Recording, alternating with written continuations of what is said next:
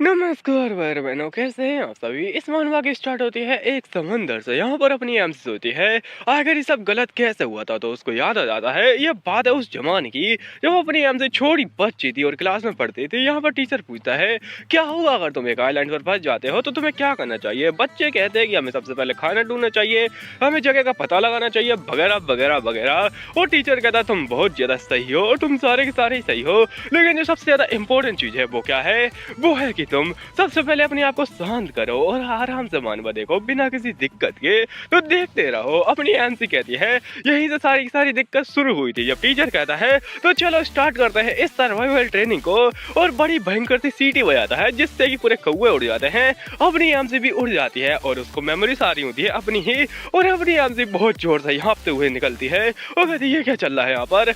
और अचानक से अपने आप को एक आइलैंड पर पाती है। वो कहती हाँ आखिर मैं यहाँ पे कैसे फंस गई और आखिर मैं हूँ तो हूँ कहाँ पर। वो पता नहीं अपना गला क्यों फाड़ रही थी, लेकिन मैं गला नहीं फाड़ने वाला हूँ। उतने बड़े आइलैंड पर छोटी सी बच्ची गला फाड़ते हुए क्या ही कर रही होगी। बहल अपनी एमसी कहती है अगर सब उस चक्कर में तो नहीं हुआ, मेरे को मिली थी एक सड़ी हुई नोवेल किताब यहाँ पे, वो मिली थी इसको रास्ते में, इसलिए मैं कहता हूँ कि रास्ते में गिरी हुई चीजें नहीं उठाना चाहिए। अपनी एमसी ने जैसे वो किताब उठाई इसका एक्सीडेंट हो गया और ये पहुंच गई ऊपर, और ऊपर से पता नहीं ये इस जगह पर कैसे आ गई। वैसे इसका बन गया था गन्ने का जूस, अगर आपको चाहिए तो जल्दी बताओ।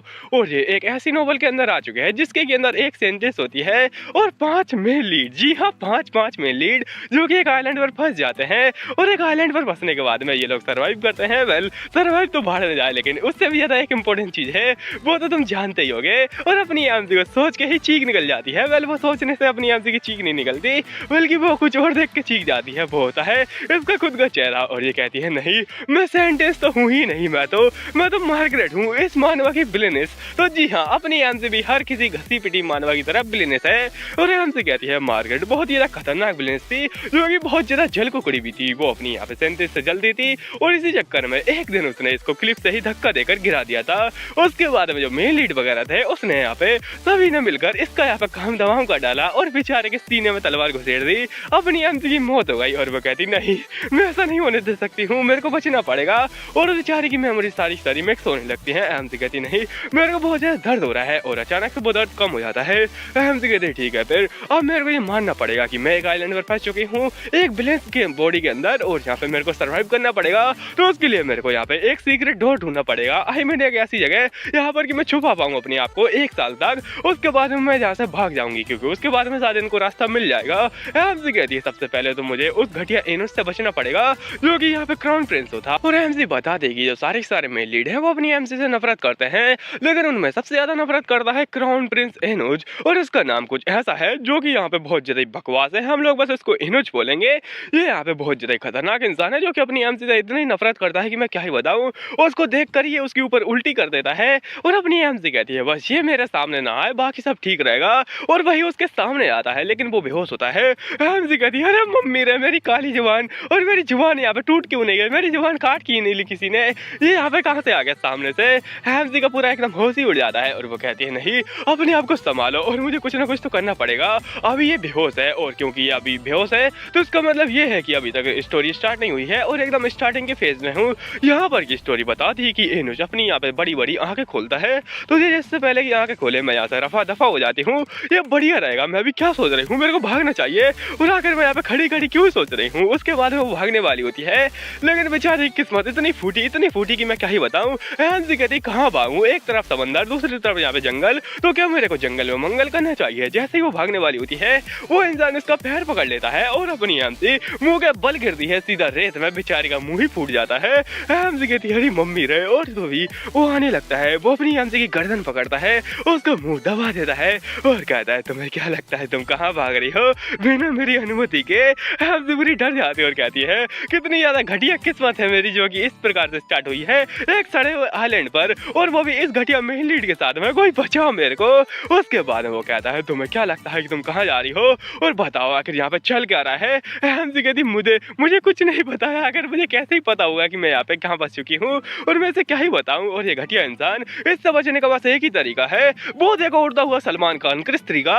ये कहता है क्या क्रिस 3 का सलमान खान, वहाँ पर तो बस एक एहल होता है। हमजी तभी बच जाती है और कहती है बच गई मैं, और ये उसको छोड़ता नहीं है, ये उसके ऊपर चढ़ जाता है और कहता है तुम्हें क्या लगता है कि तुम मेरा उल्लू बना सकती हो, क्रिस 3 में तो सलमान हो ही नहीं सकता है, और तुम्हें क्या लगता है तुम मेरे से भाग जाओगी, बिल्कुल भी नहीं। तो बताओ मेरे को आखिर यहाँ पे चल क्या रहा है, नहीं तो फिर तुम तो गई। हमजी कहती है मुझे कैसे पता होगा, मैं भी तुम्हारी तरह अनजान हूँ, मेरे को भी नहीं पता है कि आखिर यहाँ पे चल क्या रहा है, हमें किसी और से पूछना चाहिए। वो कहता है बकवास बंद करो, और मुझे अच्छे से पता है कि इसमें पक्की ही तुम्हारी साजिश होगी, तुमने ही मेरे को यहाँ पे अगवा किया है। और हमजी को बेचारी को यहाँ पे ऐसा दबाया होता है कि मैं क्या ही बताऊँ, बस यहाँ पे कुछ और ना हो जाए, क्योंकि अगर किसी ने इनको ऐसी हालत में देख लिया तो उसके बाद में क्या क्या बातें फैलेंगी। और अपनी हमजी बताती है इनुज के बारे में कि मैं उससे बहुत ज्यादा प्यार करती हूँ, उसके पीछे पीछे मटकती हूँ, और इसलिए मैंने एक दिन चाइनीज माल खरीदा जो कि एक लव पॉइजन था, तो वो चाइनीज माल यहाँ पे खराब निकला, उसके चक्कर में ये ऑलमोस्ट मरने वाला था। हमजी ने अपने प्यार को ही मार डाला था। उसके बाद में इन लोगों ने बहुत ज्यादा नफरत की अपनी हमजी से, और हमजी एक विलेनेस बन चुकी थी अपने पागलपन में। उसके बाद में इसको अरेस्ट करने के लिए लोग आए, लेकिन क्योंकि अपनी हमजी बहुत ज्यादा बड़ी फैमिली से आती है तो कोई उसका उखाड़ नहीं पाया, जैसे कि अभी इंडिया में हो रहा है। लेकिन हाँ, दूसरा भी रीजन था, क्योंकि ये बेचारा एक मेड का बेटा था, और इसी वजह से इसके फादर को अपनी हमजी को थैंक यू बोलना चाहिए कि वो बहुत ज्यादा यहाँ पे दिल फेंक आदमी है, जो कि अपना दिल कहीं पर भी फेंक देते हैं। हमजी कहती है अब मैं क्या करूँ इसके बारे में, मुझे यहाँ पे बचना ही पड़ेगा। और हमजी कहती है मेरे को छोड़ो, आखिर मैं तुम्हें किडनैप क्यों ही करूंगी, क्या मैं तुम्हारे साथ में कुछ गुलू गुलू करना चाहूंगी, बिल्कुल भी नहीं, मैंने तुम्हें किडनैप नहीं किया है। तो वो कहता हाँ बात तो सही है, अगर तुम मुझे किडनैप क्यों ही करोगी, हो सकता है कि वो रोडबन हो, और रोडबन इसी का भाई है, आई मीन क्राउन प्रिंस है वो भी। और अपनी हमजी कहती है वो नल्ला नालायक है, जो कि अपने क्राउन प्रिंस के चक्कर में निकाल दिया गया है एम्पायर से, और वो बड़ा घटिया इंसान था, और शायद इसी ने उसे किडनैप किया हो, आई मीन उसी ने इसे किडनैप किया हो। हमजी कहती है अभी तो मेरे को छोड़ो और मेरे को जाने दो। हमजी का वो हाथ पकड़े होता है, और हमजी कहती है प्लीज मुझे जाने दो क्राउन प्रिंस। वो कहता है तुम कहाँ भाग रही हो, तुम्हें क्या लगता है कि तुम भाग जाओगी, बिल्कुल भी नहीं। हमजी कहती है अरे वो दुख रहा है, ये कहता है नखरे करना बंद करो, और बहुत ज्यादा नखरे करती हो तुम तो। उसके बाद में ये उठता है और कहता है सबसे पहले तो हमें देखना पड़ेगा कि अगर हम लोग कहाँ पर हैं, उसके लिए क्यों ना हम लोग एक बड़ा सा माउंटेन चढ़े, उससे हमें होराइजन का पता चल जाएगा, और जो line of site of horizon होती है उसके बारे में हम लोग थोड़ी जानकारी निकाल लेंगे, क्योंकि यहाँ पे जो आइलैंड होता है उसके यहाँ पे ऊपर अगर तुम चढ़ोगे तो तुम्हें होराइजन एकदम साफ साफ दिखेगा, जबकि जो मेनलैंड होती है वहाँ पे नहीं दिखता है। हमजी कहती है वाह क्या ही दिमाग लगा है, लेकिन ये गलत टाइम पे अपना सही दिमाग लगा रहा है, क्योंकि इस टाइम पर शाम हो रही है। हमजी कहती है इससे पहले की रात हो, मुझे यहाँ पे छुपना पड़ेगा कहीं ना कहीं पर, क्योंकि रात में यहाँ पे आते हैं सांप, रात में आते हैं यहाँ पे जानवर भयंकर भयंकर, क्योंकि इस आइलैंड के ऊपर किसी ने शराब दे दिया था, पता नहीं कोई इतना बिल्ला बैठा होगा जिसने कि इस आइलैंड के ऊपर शराब दे दिया, यहाँ पर कोई रहता नहीं है, कि इसके अंदर के जो मॉन्स्टर है ना वो यहाँ पे खतरनाक बन जाएंगे, और ये गन्ने का जूस पियेंगे बहुत ज्यादा ही। अपनी हमजी कहती है मुझे यहाँ पे बचना पड़ेगा, तो इससे मैं कह देती हूँ कि क्यों ना हम लोग अभी ना जाए, हमको बाद में जाना चाहिए, हम क्यों ना कल चले यहाँ पे उस बड़े से पहाड़ के ऊपर, इससे अच्छा रहेगा कि हम लोग अभी खाने के लिए और यहाँ पर रहने के लिए जगह ढूंढे, क्योंकि हमें बचना तो पड़ेगा ही ना। वो कहता है ओह माय गॉड, मुझे विश्वास नहीं हो रहा है क्योंकि तुम्हारे अंदर दिमाग आ चुका है, आखिर तुम कब से इतनी ज्यादा सही चीजें सोचने लगी, मुझे लगा तुम बस हैरम बनाने के बारे में सोचती हो। हमजी कहती तुम मेरी बेइज्जती मार रहे हो, तारीफ कर रहे हो, बाहर में जाओ। और उसके बाद वो कहता है चलो ठीक है फिर तुम ऐसा सही बोल रही हो, हम लोग कल चलेंगे उस पहाड़ के ऊपर, हम पहाड़ कल चलेंगे, तो इसलिए हमें यहाँ पे कुछ करना पड़ेगा। हमजी कहती ओह माय गॉड, जरा देखो तो यही होता है जब कोई इंसान बहुत ज्यादा टाइम तक बोर में लड़ा हो, और इसी वजह से इसकी सर्वाइवल स्किल बहुत ज्यादा बढ़ चुकी है। हमसे कहती है यहाँ पर एक और सीक्रेट बात है जो कि इन लोगों को नहीं पता है, कि इस आइलैंड के ऊपर मॉडर्न वर्ल्ड की भी चीजें हैं, जैसे कि मेडिकेट और कुछ जूते वगैरह, लेकिन क्योंकि इनका दिमाग इतना है नहीं कि ये उस चीज को समझ पाए, तो इसलिए ये लोग बस उसे कूड़ा फेंककर ठुकरा देते थे, और बेचारा कूड़ा भी वहाँ पे रो रहा होता है। हमसे कहती है पता नहीं राइटर ने कौन सा वाला गांजा फूका था, ऐसा लगता है कि जो हरी पत्ती इस आइलैंड पे उगती है वही राइटर ने फूक ली थी, उसके बाद में ये यहाँ पे किया होगा, पक्का ऐसा ही होगा। पहले अपनी हमसे सोचती है अभी ये सब सोचने का समय नहीं है, अभी वो करने का समय है, क्योंकि मुझे करना है, मैं इसके साथ में रहूंगी, और जैसे ही मेरे को मौका मिलेगा मैं यहाँ से भाग जाऊंगी, ये अच्छा है कि मैं किसी खतरनाक इंसान से ना मिलूं। इसके अलावा मुझे कहता है ओहो क्या सोच रही हो, क्या तुम यहाँ से भागने की सोच रही हो। हमसे कहती है अरे मैं तो भागने की सोचने से पहले ही पकड़ी गई और मेरा तो पोपट हो गया। वो कहती नहीं ऐसा कुछ बात नहीं है, अब मेरे को क्या करना चाहिए, सच में बहुत ज्यादा शार्प है, मैं क्या करूँ। वेल ये अच्छा है कि मैं उन लोगों से ना मिलूं, मैं इसी के साथ में रहूं जो कि मेरे से बहुत ज्यादा ही नफरत करता है। तभी अपना इनज कहता है मुझे ये करना ही पड़ेगा। वो पेड़ की लकड़ी लेता है है और पेड़ को ही काट देता है, अपनी आमजी का मुंह फाड़ देता है। आमजी कहती है अरे मम्मी रे ये क्या कर रहा है, एक लकड़ी से उसने उसी पेड़ को काट दिया जिससे वो लकड़ी ली थी। ये कहता ओ ये मैं लकड़ी लेने में बहुत ज्यादा अच्छा हूँ, मैं किसी की भी लकड़ी ले सकता हूँ। आमजी कहती ये क्या बकवास कर रहे हो। तभी वो कहता है पीछे खड़ी करी के अचार डाली हूँ, जल्दी से इसे उठाओ। और यहाँ से रफा दफा होते हैं। उसके बाद में शाम हो जाती है बहुत ज्यादा ही। आमजी कहती है क्या चल रहा है इस जगह पर, कुछ ज्यादा यहाँ पे अंधेरा छाने वाला है, इससे पहले कि अंधेरा छाए मुझे यहाँ से भागना पड़ेगा। और हम लोग एक क्लिफ के पास में है जो कि जंगल के बहुत ज्यादा ही पास में है और समंदर के भी। आमजी कहती है सुनो हमें वापस जाना चाहिए जहाँ से हम लोगों ने स्टार्ट की थी, नहीं तो फिर हमारा यहाँ पे बहुत ज्यादा बुरा भरा काम तमाम हो जाएगा। तभी कोई कहता है गन्ने का जूस, और गैस करो ये किसने कहा होगा। आमजी कहती है अरे नहीं वो आ गए और ये होता है एक भेड़िया। अपनी आमजी कहती है नहीं हमें बचना पड़ेगा, वो आ चुके हैं और अभी तो शाम हुई ही नहीं है, आई मीन रात नहीं हुई है, तो बिना अंधेरे के ये कहाँ से आ गए। ऐसा लगता है कि राइटर बहुत ज्यादा ही बड़ा वाला फैन था माइनक्राफ्ट का, रात दिन माइनक्राफ्ट खेलता होगा आपके जैसे। और ये छोटा सा भेड़िया आ जाता है अटैक करने के लिए और बहुत ज्यादा जोर से चिल्लाता है कि गन्ने का जूस। तभी बहुत ज्यादा जोर से आवाज आती है। आमजी कहती है अरे नहीं मैं तो गई और अपना बीच में आ जाता है इनोज। और इनोज कहता है मैं नहीं छोड़ूंगा इसको, और ये उसको लकड़ी दे देता है। आई मीन लकड़ी लेने का इसको शौक था तो वो लकड़ी ले लेता है। और उसके बाद में उसका काम तमाम, एक लकड़ी से इसने भेड़िया मार डाला। यहाँ पर मैं एक लकड़ी से अपने आप को ही नहीं मार पा रहा हूँ। अपनी आमजी कहती वाह वाह क्या ही कमाल की बात है, इसने एक लकड़ी से उसको मार डाला। सच में ये यहाँ पे स्किल होती है एक वॉरियर की, कमाल का इंसान है ये तो। और यही मैंने सोचा था एक मेन लीड के बारे में, वो उसे ऐसा पकड़े होता है जैसे कि उसकी हीरोइन हो, लेकिन अपनी आमजी की होप और यहाँ पे उसके इरादे दोनों को वो फेंक देता है। अपनी आमजी कहती हाँ ये क्या कर रहा है, अपनी आमजी को वो नीचे गिरा देता है। आमजी कहती छे मैं भी क्या क्या सोच रही थी, ये बड़ा गिरा हुआ इंसान है जो कि दूसरों को गिराता रहता है। और सबसे ज्यादा इंपॉर्टेंट है आखिर यहाँ पे ये लोग आ कहाँ से रहे हैं, अभी तो रात हुई ही नहीं है, तो बिना रात के ये कहाँ से आ गए। नोवेल के अंदर तो बताया गया था कि बस यहाँ पे रात में ही आते हैं। और रुको जरा यहाँ पर तो डार्कनेस भी है, तो जैसा कि मैंने कहा था राइटर बहुत ज्यादा यहाँ पे गेम खेलता है, तो उसने माइनक्राफ्ट खेल के ये सोच लिया कि यहाँ पे जैसे ही अंधेरा होगा उसके अंदर मोस्टर आ सकते हैं, जैसे कि उसके अंदर ज़ॉम्बी आते हैं, तो यहाँ पे ये लोग आएंगे और बोलेंगे गन्ने का जूस और रात एकदम यहाँ पे सुहानी कर देंगे। आमजी कहती है अरे नहीं रात तो बहुत ज्यादा खतरनाक होती है और जहाँ जहाँ अंधेरा होगा वहाँ वहाँ मोस्टर होंगे, तो मेरे को बचना पड़ेगा। और अभी यहाँ पे बहुत ज्यादा चिंतन में होती है और इतना ज्यादा चिंतन कर रही होती है कि अपना यहाँ पे इनोज भी इसको नोटिस कर लेता है। और इनोज कहता है ओह माय गॉड इसकी बिल्कुल भी फट नहीं रही है, ये डर ही नहीं रही है, क्या बात है, कहीं ऐसा तो नहीं कि ये पहली बार इन चीजों को देख रही है इसलिए इसको कुछ भी समझ में नहीं आ रहा है।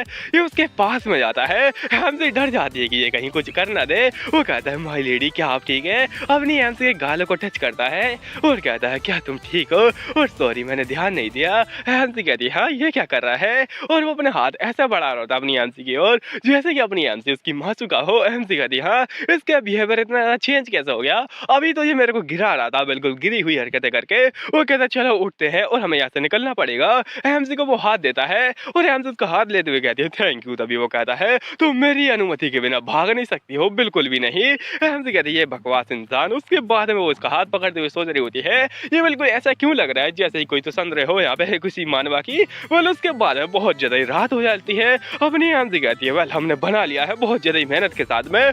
तो यहाँ पर क्या होता है कि जो सारी चीजें थी वो तो अपना एनर्जी लेके आया था, लेकिन क्योंकि अपनी आमजी से घास डालती रहती थी तो अपनी आमजी ने नीचे घास डाली थी। वो कहता है माय लेडी पधारिए और आराम से बिराजिए। आमजी कहती है क्या बकवास है, ये कोई महल थोड़ी ना है जो कि ऐसी एक्टिंग कर रहा है, लेकिन सच में काफी बड़ा वाला नोवेल में निकला ये तो। और कुछ समय बाद में वो कहता है मेरे पास में यहाँ पे मत आओ और मेरे से चिपको मत चिंगम की तरह। आमजी कहती है मैं नहीं चिपक रही हूँ, मेरे पास में कोई फीलिंग नहीं है तुम्हारे लिए। और वो कहता है बिल्कुल भी नहीं। आमजी कहती है कि कहीं तुम मेरे साथ में कुछ कर ना दो। वो कहता है क्या कहा तुमने, क्या कहा, दोबारा तो कहना। आमजी कहती है मेरा मतलब है तुम कुछ नहीं करोगे, कुछ नहीं। और उसके बाद में अपनी आमजी सन्नाटे में बैठ जाती है। कुछ समय बाद में अपनी आमजी कहती है मेरे को प्यास लग रही है। वो कहता है क्या बकवास है। आमजी कह रही होती है कि हमने पानी नहीं पिया है जब से हम लोग इस आइलैंड के ऊपर आए हैं, और अगर हम लोग ऐसा ही रहे, अगर हम लोग यहाँ पे फालतू में सोते रहे तो हम लोग प्यास से ही मर जाएंगे और अपनी आंखें कभी नहीं खोलेंगे। वो कहता है क्या बकवास है और क्या तुम यहाँ से भागने वाली हो, बिल्कुल भी नहीं, तुम नहीं आ सकती हो। और आमजी कहती नहीं और राइनेस मैं नहीं भागूंगी, मैं बिल्कुल भी नहीं भागूंगी, मैं आपसे वादा करती हूँ, मैं बस जाऊंगी पानी का इंतजाम करूंगी और फटाफट से आ जाऊंगी। मुझे थोड़ा शर्मा के लाल हो रहा होता है पता नहीं क्यों। अपनी आमजी कहती है डोरा दी एक्सप्लोरर बनते हुए कि हमें यहाँ पे पानी कहाँ से मिलेगा, कोकोनट से। तो कोकोनट कहाँ पे, ऊपर है। और उसके उसके बाद में ये बहुत ज़्यादा ब्रिलियंट दिमाग लगाती है और कोकोनट को पता नहीं कैसे नीचे उतार लेती है और ये कहता है चलो तुम्हें पानी मिल चुका है, बहुत ज़्यादा बढ़िया बात है। एमसी कहती है चलो हम लोग यहाँ पे प्यासे तो नहीं मरेंगे, लेकिन सबसे ज़्यादा इंपॉर्टेंट बात है कि हमें इसे सही से खोलना पड़ेगा, नहीं तो फिर अगर ये मिक्स हुआ उस यहाँ पे लिक्विड के अंदर जो कि इसके अंदर रहता है, मतलब कि वो यहाँ पे व्हाइट व्हाइट सा रहता है ना, उसके अंदर ये मिक्स हुआ क्योंकि ये कच्चा है तो हम लोग के लिए वो ज़्यादा बेकार रहेगा और हम लोग यहाँ पे और भी ज़्यादा प्यास से मर जाएंगे। तो हमें इसे आराम से खोलना पड़ेगा और जो इसके अंदर तीसरा वाला छेद होता है ना वो यहाँ पे फूट जाता है, आई मीन तुम उसको आराम से निकाल सकते हो। तो अपनी एमसी उसी तीसरे छेद में मार रही होती है। वो कहता है आखिर तुम ये छेदों में क्या कर रही हो, वेल इसकी तुम्हें जरूरत नहीं पड़ेगी क्योंकि वो फाड़ के रख देता है। एमसी कहती ओह माय गॉड, लेकिन मेरे को एक बात बताओ इतने ज्यादा परफेक्ट तरीके से कैसे फाड़ सकता है ये, क्या ही अजीब बात है। वो कहता है ये लो और पी लो। एमसी कहती वाह थैंक यू, चलो अच्छी बात है कि हम लोग प्यासे तो नहीं मरेंगे। और एमसी पी कर कहती है हाँ ये काफी ज्यादा बढ़िया है, हम इससे प्यासे नहीं मरने वाले हैं, तुम इसे पी सकते हो, मैंने चेक कर लिया है। वो उसकी ओर देखता है और कहता है ये क्या बकवास है, और ये तो बिल्कुल उसकी तरह लग नहीं रही है जो कि मैंने सोचा था, मतलब ये मार्गरेट लगी नहीं रही है जिसको कि मैं जानता हूँ, कहीं ऐसा तो नहीं कि जिसको मैं सोच रहा हूँ ये वो है ही नहीं, क्योंकि ये यहाँ पे झोपड़ी बनाती है और एक महारानी झोपड़ी के अंदर रह सकती है, ये मैंने सोचा नहीं था। और ये तो कोकोनट भी जानती है, कहीं ऐसा तो नहीं कि ये कोई और है जिसे कि मैं जानता नहीं हूँ। और अपनी आंसी कह दिया वेल पानी तो बहुत ज्यादा बढ़िया था और तुम क्या सोच रहे हो। वो कहता है आखिर तुम, और अपनी आंसी की ओर ही देख रहा होता है, दोनों की नजरें मिलती है और कुछ नहीं होता है क्योंकि कुछ हो ही नहीं सकता है। ये यहाँ पे आइलैंड के ऊपर ठंडी ठंडी हवाओं के बीच में ये दोनों आराम से रेत के ऊपर बैठे हुए होते हैं और अपना प्रिंस पूछता है कि आखिरकार तुम हो कौन, तुम मुझे वो तो नहीं लगती हो जो कि तुम पहले थी, तुम मार्गरेट नहीं हो, तुम कौन हो आखिरकार। एमसी पूरी शौक हो जाती है और कहते कि नहीं ऐसी कोई बात नहीं है, बल्कि ये सारी सारी गलती हालात की है, हालात इंसान को चेंज कर देता है और वैसा बना देता है जैसा कि हालात होते हैं, इसलिए मैं तुम्हें चेंज चेंज लग रही हूँ, लेकिन मैं मार्गरेट ही हूँ। और अपने मन के अंदर कहते हैं कि मैं इसे अभी नहीं बता सकती हूँ कि मैं कौन हूँ, अगर मैंने बताया तो ये मेरे ऊपर शक करेगा क्योंकि ये पहले ही मेरे ऊपर बहुत ज्यादा शक करा है, अगर मैंने इसे बता दिया तो ये कहेगा कि ये सारी सारी गलती मेरी है। और अभी वो कहता है कि ये तो काफी ज्यादा इम्पॉसिबल होता है और ऐसे केसेस बहुत ज्यादा रेयर होते हैं कि इंसान इतना ज्यादा बदल जाए, लेकिन और वो लेकिन बहुत ज्यादा जोर का लगता है एमसी के ऊपर। वो कहता है कि लेकिन तुम्हारी जो हरकतें हैं आजकल उनके हिसाब से मैं बता सकता हूँ कि तुम मार्गरेट हो और तुम काफी ज्यादा चेंज हो चुकी हो और ये अच्छा भी है, इसलिए मैं तो चला सोने, बाय बाय। अपनी एमसी एकदम जहाँ पे शांति की सांस लेती है और कहती है कि मौत को छूकर टक से वापस आ गई। अभी दिखाता है बहुत ज्यादा रात हो जाती है और ये सो रहे होते हैं। आपको क्या लगता है कि ये बिस्तर के अंदर अकेले अकेले क्या कर रहे होंगे। वेल अपना प्रिंस कहता है कि मैं यहाँ पे क्या कर सकता हूँ, उसकी पीठ मेरे से टच हो रही है और वो कैसा सांसें ले रहे हैं मुझे आराम से समझ में आ रहा है और मेरे को सुनाई दे रही है उसकी सांसें और मुझे क्या करना चाहिए। वेल अपनी एमसी बहुत ज्यादा ही परेशान होती है और जोर जोर से हाँप रही होती है। एमसी कहती है कि अगर मैं यहाँ पे सो कैसे सकती हूँ, तभी अपना प्रिंस कहता है कि वो जो एनिमल जो कि हमने मारा था वो कोई एनिमल नहीं था बल्कि वो कोई बीस्ट था, अगर उसके अंदर थोड़ा भी ओरा होता तो वो यहाँ पे एक मॉन्स्टर बन जाता, वो काफी ज्यादा पावरफुल था। और ये काफी ज्यादा दुख की बात है कि मैं इस आइलैंड के ऊपर बिल्कुल भी अपनी पावर का यूज ही नहीं कर सकता हूँ, मैं बिल्कुल भी ओरा का यूज ही नहीं कर सकता हूँ, ना ही यहाँ पे मैजिक पावर काम कर रही है। एमसी कहती है कि हाँ इसने ये बात तो सही गई, इस आइलैंड के ऊपर ना ही मैजिक काम करता है, ना ही डिवाइन पावर, ना ही किसी का ओरा, और यहाँ पे बस एक ही चीज है जिसके ऊपर तुम भरोसा कर सकते हो, वो है अपनी ब्रूटल स्टैंड। तो अपनी एमसी कह देगी इसकी ब्रूटल स्टैंड को देख के ऐसा लगता है कि मैं इसके ऊपर भरोसा कर सकती हूँ और शांति से जीवन जी पाऊंगी। तभी वो कहता है कि मैं भी किससे बातें कर रहा हूँ जिसको मैजिक का एम भी नहीं आता है, क्या ही मैं मजाक कर रहा हूँ किसी के साथ में। वेल छोड़ो इसको। अपनी एमसी कहती है इसकी तो मैं, और उसके बाद में अपना प्रिंस कहता है कि लेकिन फिर भी एक चीज बहुत ज्यादा अजीब है, आखिर कौन क्यों और कैसे हमको यहाँ पे किडनैप करके लेके आया और उसका मकसद क्या है। एमसी कहती है ये मकसद मकसद करके मेरा दिमाग खराब मत करो, वो मैं तो नहीं थी और मैंने तुम्हें किडनैप नहीं किया है, अगर मैं तुम्हें किडनैप करती तो मैं तुम्हें बिस्तर पे बांध के तुम्हारी इज्जत लूट लेती। तभी वो गुस्से में अपनी एमसी को घूरता है। एमसी कहती नहीं नहीं मेरे ऐसे इरादे नहीं है, मैं बस तुमको बता रही हूँ। वैसे आखिर तुम कर क्या रहे थे यहाँ पे किडनैप होने से पहले या फिर यहाँ पे इस आइलैंड के ऊपर आने से पहले। वो बताता है कि साल खत्म हो रहा है इसलिए मैं सारे डॉक्यूमेंट चेक कर रहा था, मैं बहुत ज्यादा काम कर रहा था और काम के बीच में मेरे को समय नहीं मिला। वैसे क्या तुम इंटरोगेशन कर रही हो। वो कहती है ऑफ कोर्स ये एक इंटरोगेशन है। उसके बाद में अपना प्रिंस बताता है हाँ सोचने दो मेरे को, मैं किसी से मिला था क्या, नहीं मैं 3 दिनों तक बस काम ही कर रहा था तो मेरे को पता भी नहीं चला कि मैं किससे मिला हूँ, तो यहाँ पे कोई नहीं था जिससे कि मैं मिला हूँ। लेकिन क्या तुम मिली हो किसी से, क्या तुम्हारे साथ में कुछ अलग सा हुआ था। वो कहते कि बेल मेरे को सोचने दो मैं क्या कर रही थी। अपनी एमसी बताती कि वो चुम्मा चाटी कर रही थी इसकी बड़ी सी पेंटिंग के साथ में। ऐसा लगता है कि अपनी एमसी को बड़ा बड़ा पेंटिंग पसंद है, आपको क्या लगा। अपनी एमसी कहती नहीं मैं इसे बता तो नहीं सकती कि मैं इसकी इज्जत लूट रही थी, आई मीन इसकी पेंटिंग की, तो यहाँ पे ये मेरे ऊपर थू थू करेगा, इससे अच्छा होगा कि मैं इसे कुछ और बता दूं। एमसी कहते हैं कि मैं गन्ने के जूस के साथ में चाय पी रही थी, तुम्हें क्या लगता है मैं क्या ही कर रही हूँ, तुम्हारी तरह नहीं हूँ मैं जो कि बस काम करती रहे दिन भर, थोड़ा आराम भी करना चाहिए। वो कहते हैं क्या बकवास कर रहे हो, काम बहुत ज्यादा इंपॉर्टेंट होता है। वेल अब ये अदम टेंशन वगैरह छोड़ो, हमको यहाँ पे सोना चाहिए। एमसी कहती हाँ यहाँ पे इंटरोगेशन खत्म होती है और चलो सोते हैं, हमें कल के लिए एनर्जी बचानी चाहिए क्योंकि कल हमें माउंटेन चढ़ना है। और हाय घर में कितनी ज्यादा गर्मी लग रही है मेरे को, मैं क्या करूँ। और प्रिंस उसे अजीब तरीके से देख रहा होता है। उसके बाद में अपना प्रिंस कहता है अगर तुम्हें गर्मी लग रही तो क्यों ना मैं तुम्हें समंदर में फेंक के ठंडा कर दूं।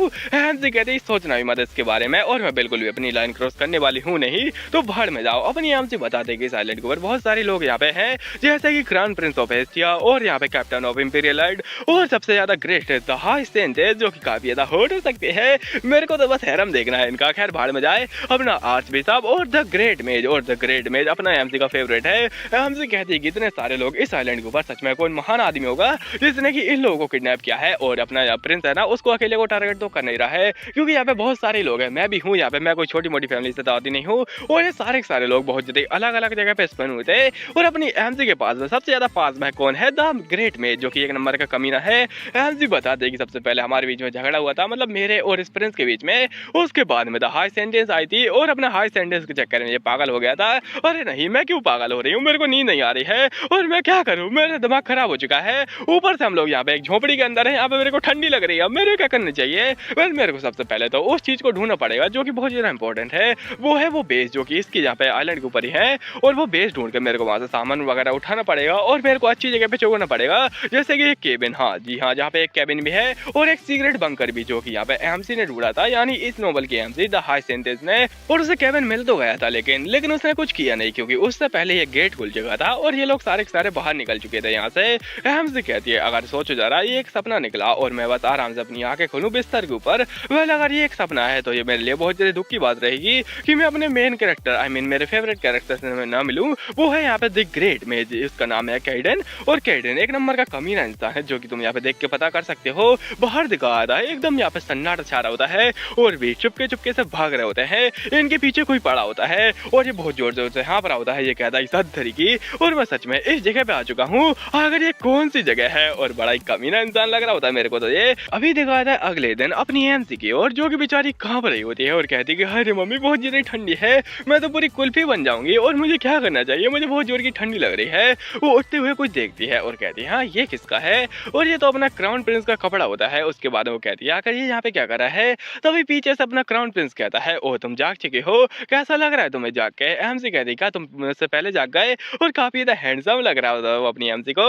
अपनी एमसी कहती है कहीं ऐसा तो नहीं कि तुम सोए नहीं, तुम सारी रात जागे हुए थे। वो कहता है वाल तुम कह सकती हो। एमसी कहती तुम सच में ऐसी हरकतें कैसे कर सकते हो जबकि हमें पता ही नहीं है कि हम लोग को खाना कब मिलने वाला है, ऐसा लगता है कि तुम भूख के कारण ही मर जाओगे और कहीं ऐसा नहीं कि तुम मेरे को खा जाओ। वो कहता नहीं ऐसी कोई बात नहीं है, वेल तुम्हें समझना चाहिए ये दिन काफी ज्यादा बड़ा है और हमें देखना पड़ेगा कि आगे हमें क्या करना है। और सच में मुझे तुम्हारे ऊपर अभी भी शक है। एमसी कहती है क्या बकवास है, ये मेरे को वो कोड दे रहा है और कह रहा है कि मेरे को अभी भी शक है तुम्हारे ऊपर। एमसी कहती सच में ये अजीब इंसान है लेकिन फिर भी क्या फर्क पड़ता है। और मेरे को बहुत ज्यादा हंसी आ रही है और वो पागलों की तरह हंस भी रही होती है। पता नहीं कभी कभी इसको कुछ हो जाता है जिसकी वजह से यहाँ पे अजीब अजीब सी बातें करने लगती है। एमसी कह रहे ऐसी बातें कर रही होती है। अभी अपनी एमसी कहती है चलो पेट भरते हैं और पहाड़ चढ़ते हैं, और अभी ये निकल जाते हैं पेट भर के पहाड़ चढ़ने के लिए। कुछ समय बाद अपनी एमसी कहती है इससे यहाँ पे चीजें और भी ज्यादा क्लियर हो चुकी है कि हम लोग यहाँ पे हमारी बाट लग चुकी है और हम लोग एक घटिया आइलैंड के ऊपर फंस चुके हैं क्योंकि ये आइलैंड बहुत ज्यादा घटिया है और इसके अंदर मोस्टर वगैरह भी है। अपनी एमसी कहती है एक आइलैंड के ऊपर, वो भी एक यहाँ पे 19+ नोबल के अंदर,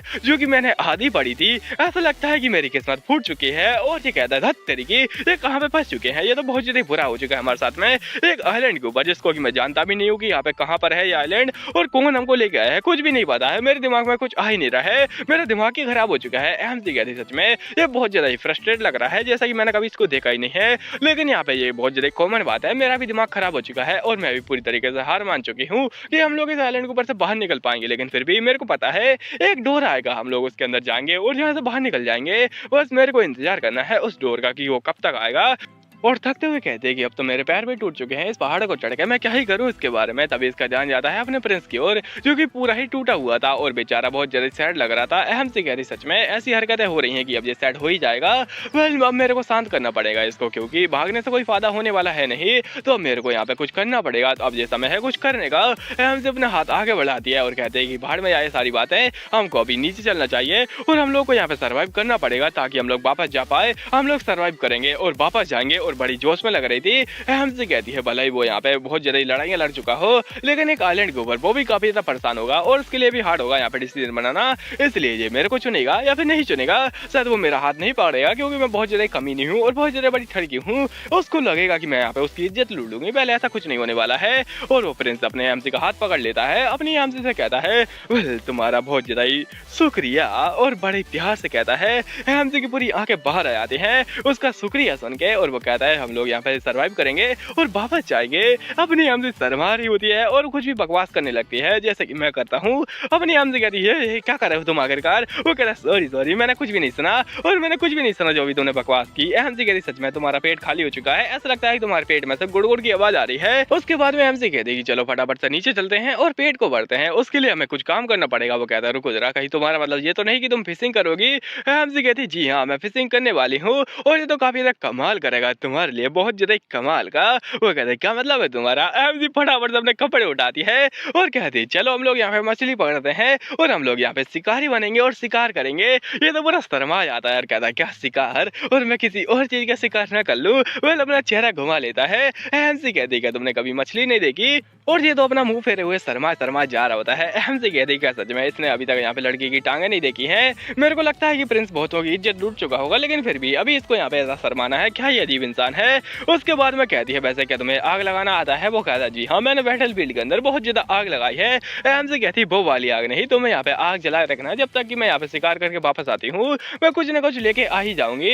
और सबसे ज्यादा इंपॉर्टेंट बात, वो जो मॉन्स्टर जो कि हमने कल देखे थे वो बहुत ज्यादा नॉर्मल से मॉन्स्टर थे, वो कोई यहाँ पे बड़े वाले मॉन्स्टर थे ही नहीं, वो सारे के सारे बहुत ज्यादा ऑर्डिनरी थे। तो हमें यहाँ पे उनका हंट करना पड़ेगा और यहाँ पे सर्वाइव करने के लिए हमें उन्हें मारना पड़ेगा, हमें शिकारी का शिकार करना पड़ेगा। तो चलो करते हैं शिकारी का शिकार और उन लोगों को यहाँ पे हंट करके खाते हैं। अभी दिखाता है अपनी एमसी कहती है मैंने कुछ ज्यादा कॉन्फिडेंस से कह तो दिया था, लेकिन मेरे को फिशिंग करनी तो आती नहीं है और मैं ये भाले से करने वाली हूँ, ये तो कुछ ज्यादा यहाँ पे अलग होने वाला है। वेल पहले मैंने की तो है, लेकिन वो नदी में की थी, वही पतली वाली नदी में, और अब मेरे को यहाँ पे शिकार करना पड़ेगा। वेल यहाँ पे मछली पकड़ने की पहली टिप है कि तुम्हें टाइड को ढूंढना चाहिए समुद्र के आसपास, जहाँ पर कि यहाँ पे बहुत ज्यादा पत्थर हो और आसपास में लहरें टकराए उससे, जिससे कि बीच में मछलियां बन जाएंगी और वो लोग यहाँ पे बाहर नहीं निकल पाएंगे, वो लोग वहीं पे फंस जाएंगे क्योंकि लहरें वहाँ पे बार बार आके टकरा रही हैं। जैसे ही तुम्हें छोटी मछली मिले तुम्हें उसका चारा बना के यहाँ पे बड़ी मछली को पकड़ना है और आराम से इंतजार करना है। इंतजार, अपनी सांसों को थाम कर बस खड़े रहो और अपनी सांसों को यहाँ पे थामो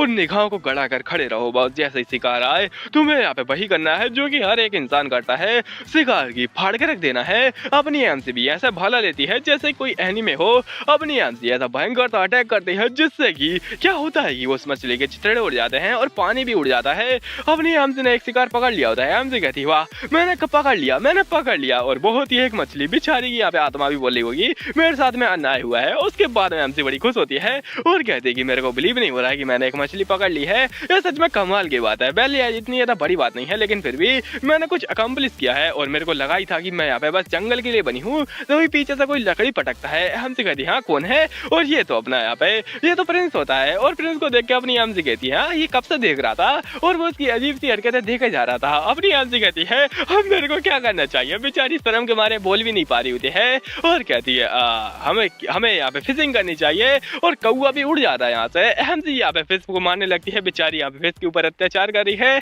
उसके बाद में अभी दिखाया था शाम के टाइम पर अपनी एमसी ने सारी मच्छी को मार दिया होता है और सभी के ऊपर अत्याचार करने के बाद में प्रिंस कहता है कमाल का था वो तो सच में, मेरे को यहाँ पे काफी ज्यादा खुशी हुई कि तुम्हें हंटिंग करना भी आता है, तुम्हें फिश पकड़ना भी आता है और तुम तो अच्छे से मछली बना भी लेती हो। एमसी कहती है वेल मैं एक नॉन वेजिटेरियन हूँ, मैं सब कुछ यहाँ पे कटक जाती हूँ, तो एक मच्छी क्या चीज है? कोरियन सब कुछ खा सकते हैं, तो यहाँ पे एक मच्छी क्या ही चीज है? मच्छी तो बहुत ज्यादा नॉर्मल होती है।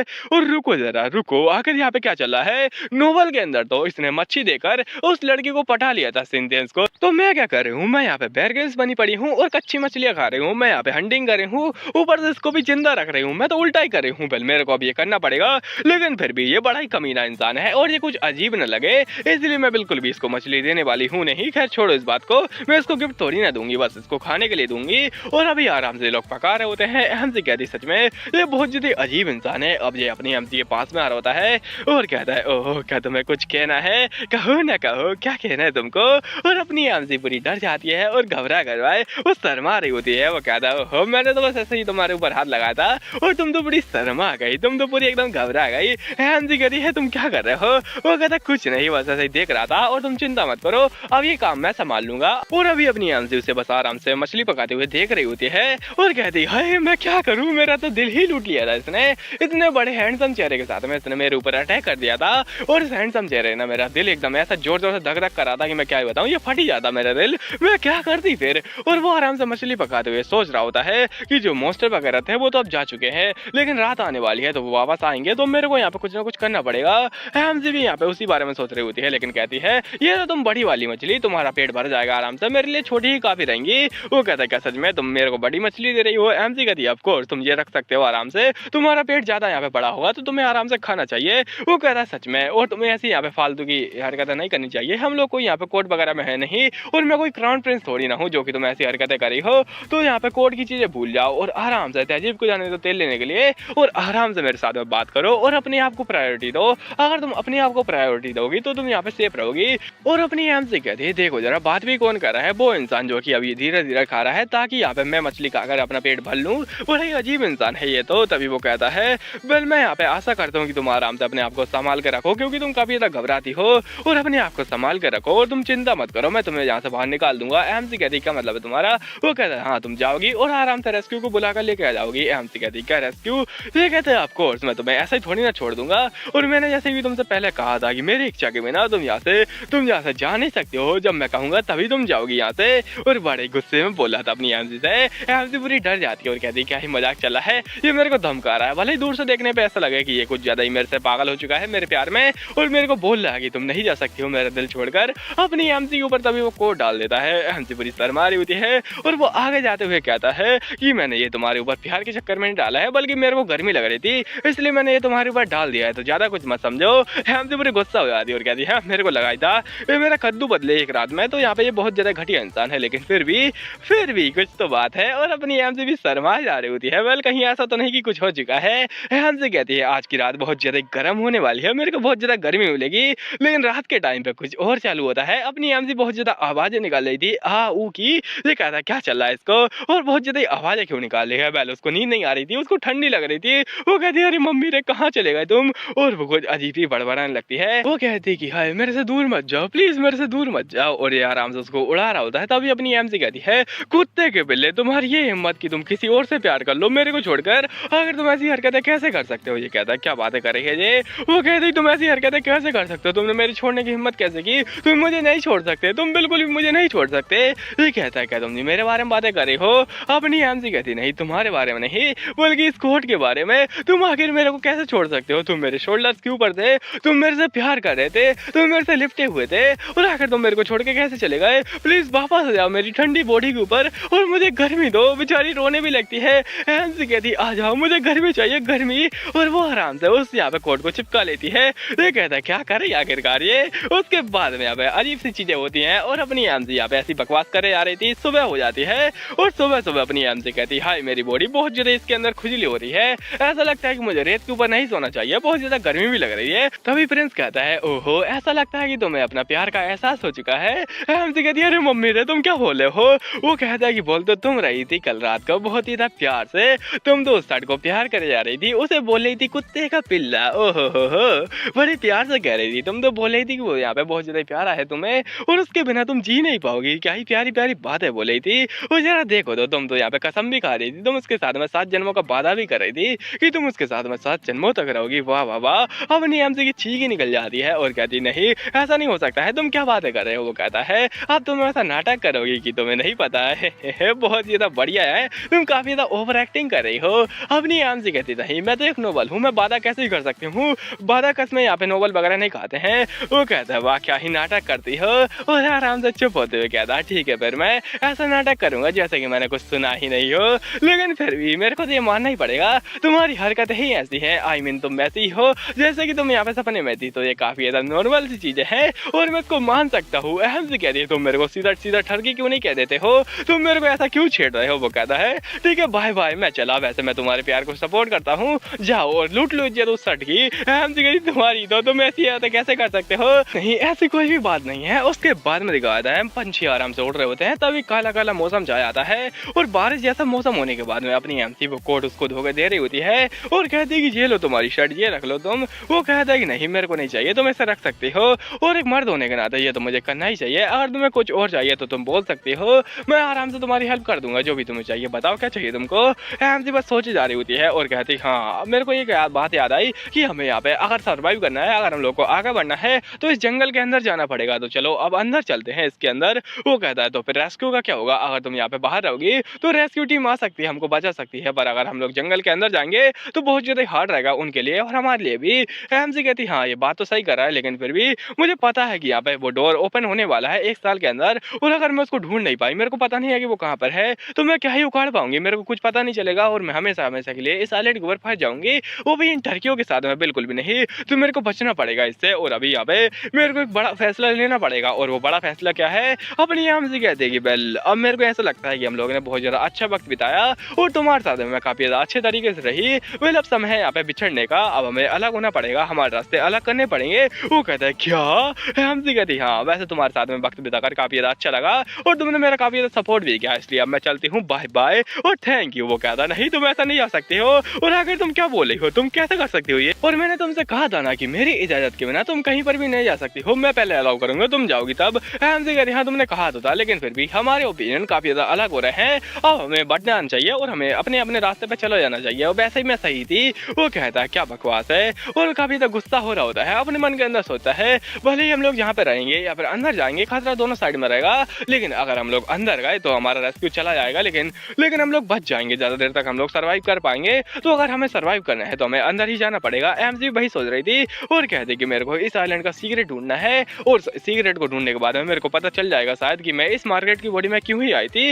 वेल ये कहता है अगर ऐसी बात है तो माय लेडी कहती है ओहो कहीं ऐसा तो नहीं कि तुम्हें मुझसे प्यार हो गया है और तुम मेरी चिंता कर रहे हो बहुत ज्यादा ही, इसलिए तुम यहाँ पे मेरे से बिछड़ना नहीं चाहते। और अगर ऐसी बात नहीं है तो बस एक ही बात हो सकती है कि इसको मार्केट के ऊपर शक है और यहाँ पे उसके ऊपर नजर रखना चाहता है उसके पास में रहकर। वो कहती चलो ठीक है, वैसे तुम जानते हो मेरी स्किल काफी ज्यादा बढ़िया है, तो तुम्हें मेरे बारे में चिंता नहीं करनी चाहिए, तुम्हें अपने बारे में चिंता करनी चाहिए, बाय बाय। तभी वो कहता है नहीं चलो साथ में चलते हैं और हम लोग यहाँ पे साथ में रहेंगे, मैं तुम्हारे साथ में ही यहाँ पे चलूंगा और मैं एक ऐसा रास्ता ढूंढूंगा जिससे कि हम लोग इस आइलैंड के ऊपर से बाहर निकल पाएंगे, और तब तक के लिए चलो साथ में रहते हैं। बड़े प्यार से कह रहा होता है, हमसे बड़ी शर्मा के ला लगाती है। उसके बाद में कहती है शायद ये उन यहाँ पे हरकतों का नतीजा है जो कि मैंने इसके साथ में की है, मैंने इसके साथ में वक्त बिताया है, साथ मैंने इसका भरोसा जीत लिया है, बेल भरोसे के साथ में इसका दिल भी जीत लूंगी मैं और आराम से इसको ऐसा ही चलने देती हूँ। चलो फिर यहाँ पे इसका भरोसा जीतते हैं। और ये लोग जंगल के अंदर मंगल करे जा रहे थे, अपनी एम से चल कर थक चुकी थी और हाँप रही थी। हाँपते हुए कहती है हम लोग लगभग पहुंचने वाले हैं और जरा सामने देखो वो पक्का एक क्लिफ होगी जिसके के नीचे एक गुफा है,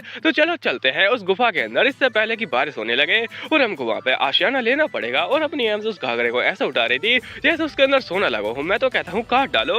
और ये कहता है कि आखिर तुम्हें ये ब्रह्म ज्ञान आ कहाँ से रहा है, क्या तुम्हारी फैमिली ने ये सब सिखाया है तुम्हें बचपन में। एम से कहती है वेल क्या ही कहूँगा मैं इससे, और मैं तो नोवेल पढ़ के आई हूँ तो मेरे को चप्पा चप्पा पता है इस पूरे आइलैंड का, तो अभी मेरे को इसे इग्नोर मानना चाहिए। एम से कहती है ऑफ कोर्स मेरे फादर ने मुझे सिखाया है और मुझे बहुत सारी चीजें सिखाई हैं जो कि तुम्हारी हेल्प कर रही हैं, तो तुम्हें मेरा यहाँ पे थैंकफुल होना चाहिए। वो कहता है हाँ सच में मुझे लगा नहीं था कि तुम्हारे फादर इतनी ज्यादा हार्ड ट्रेनिंग करवाएंगे तुमसे, एक छोटी बच्ची से, ये तो बहुत ज्यादा बुरी बात है और मैं बहुत ज्यादा सैड हो चुका हूँ इस चक्कर में। अपनी एमसी की ओर वो ऐसे गुस्से में घूर रहा था। एमसी कहती है अगर इसे क्या हुआ है, ये गुस्सा क्यों लग रहा है, वह ये तुम्हारे लिए फायदेमंद रहेगा, तो आखिर तुम ऐसा ना करे क्यों कर रहे हो। और इससे पहले की बारिश हो चलो चलते हैं। वो ऐसे जा ही रही थी तभी उसकी गिरी हुई हरकतों के चक्कर में वो किसी में बीत जाती है और गिरने वाली होती है। एमसी कहती है अरे नहीं ये घटिया ड्रेस, ये सड़ी हुई सी ड्रेस, इसकी भैंस की टांग, और अपनी एमसी मुंह के बल ही गिरती है सीधा, पता नहीं इसने हाथ क्यों नहीं लगाया। अरे हाँ ये अपनी ड्रेस को पकड़ रही थी ना, तो बेचारी ड्रेस के चक्कर में अपनी एमसी के लग जाते हैं। ये पीछे से आते हुए कहता है क्या तुम ठीक हो, तुम तो गिरी हुई लगती हो,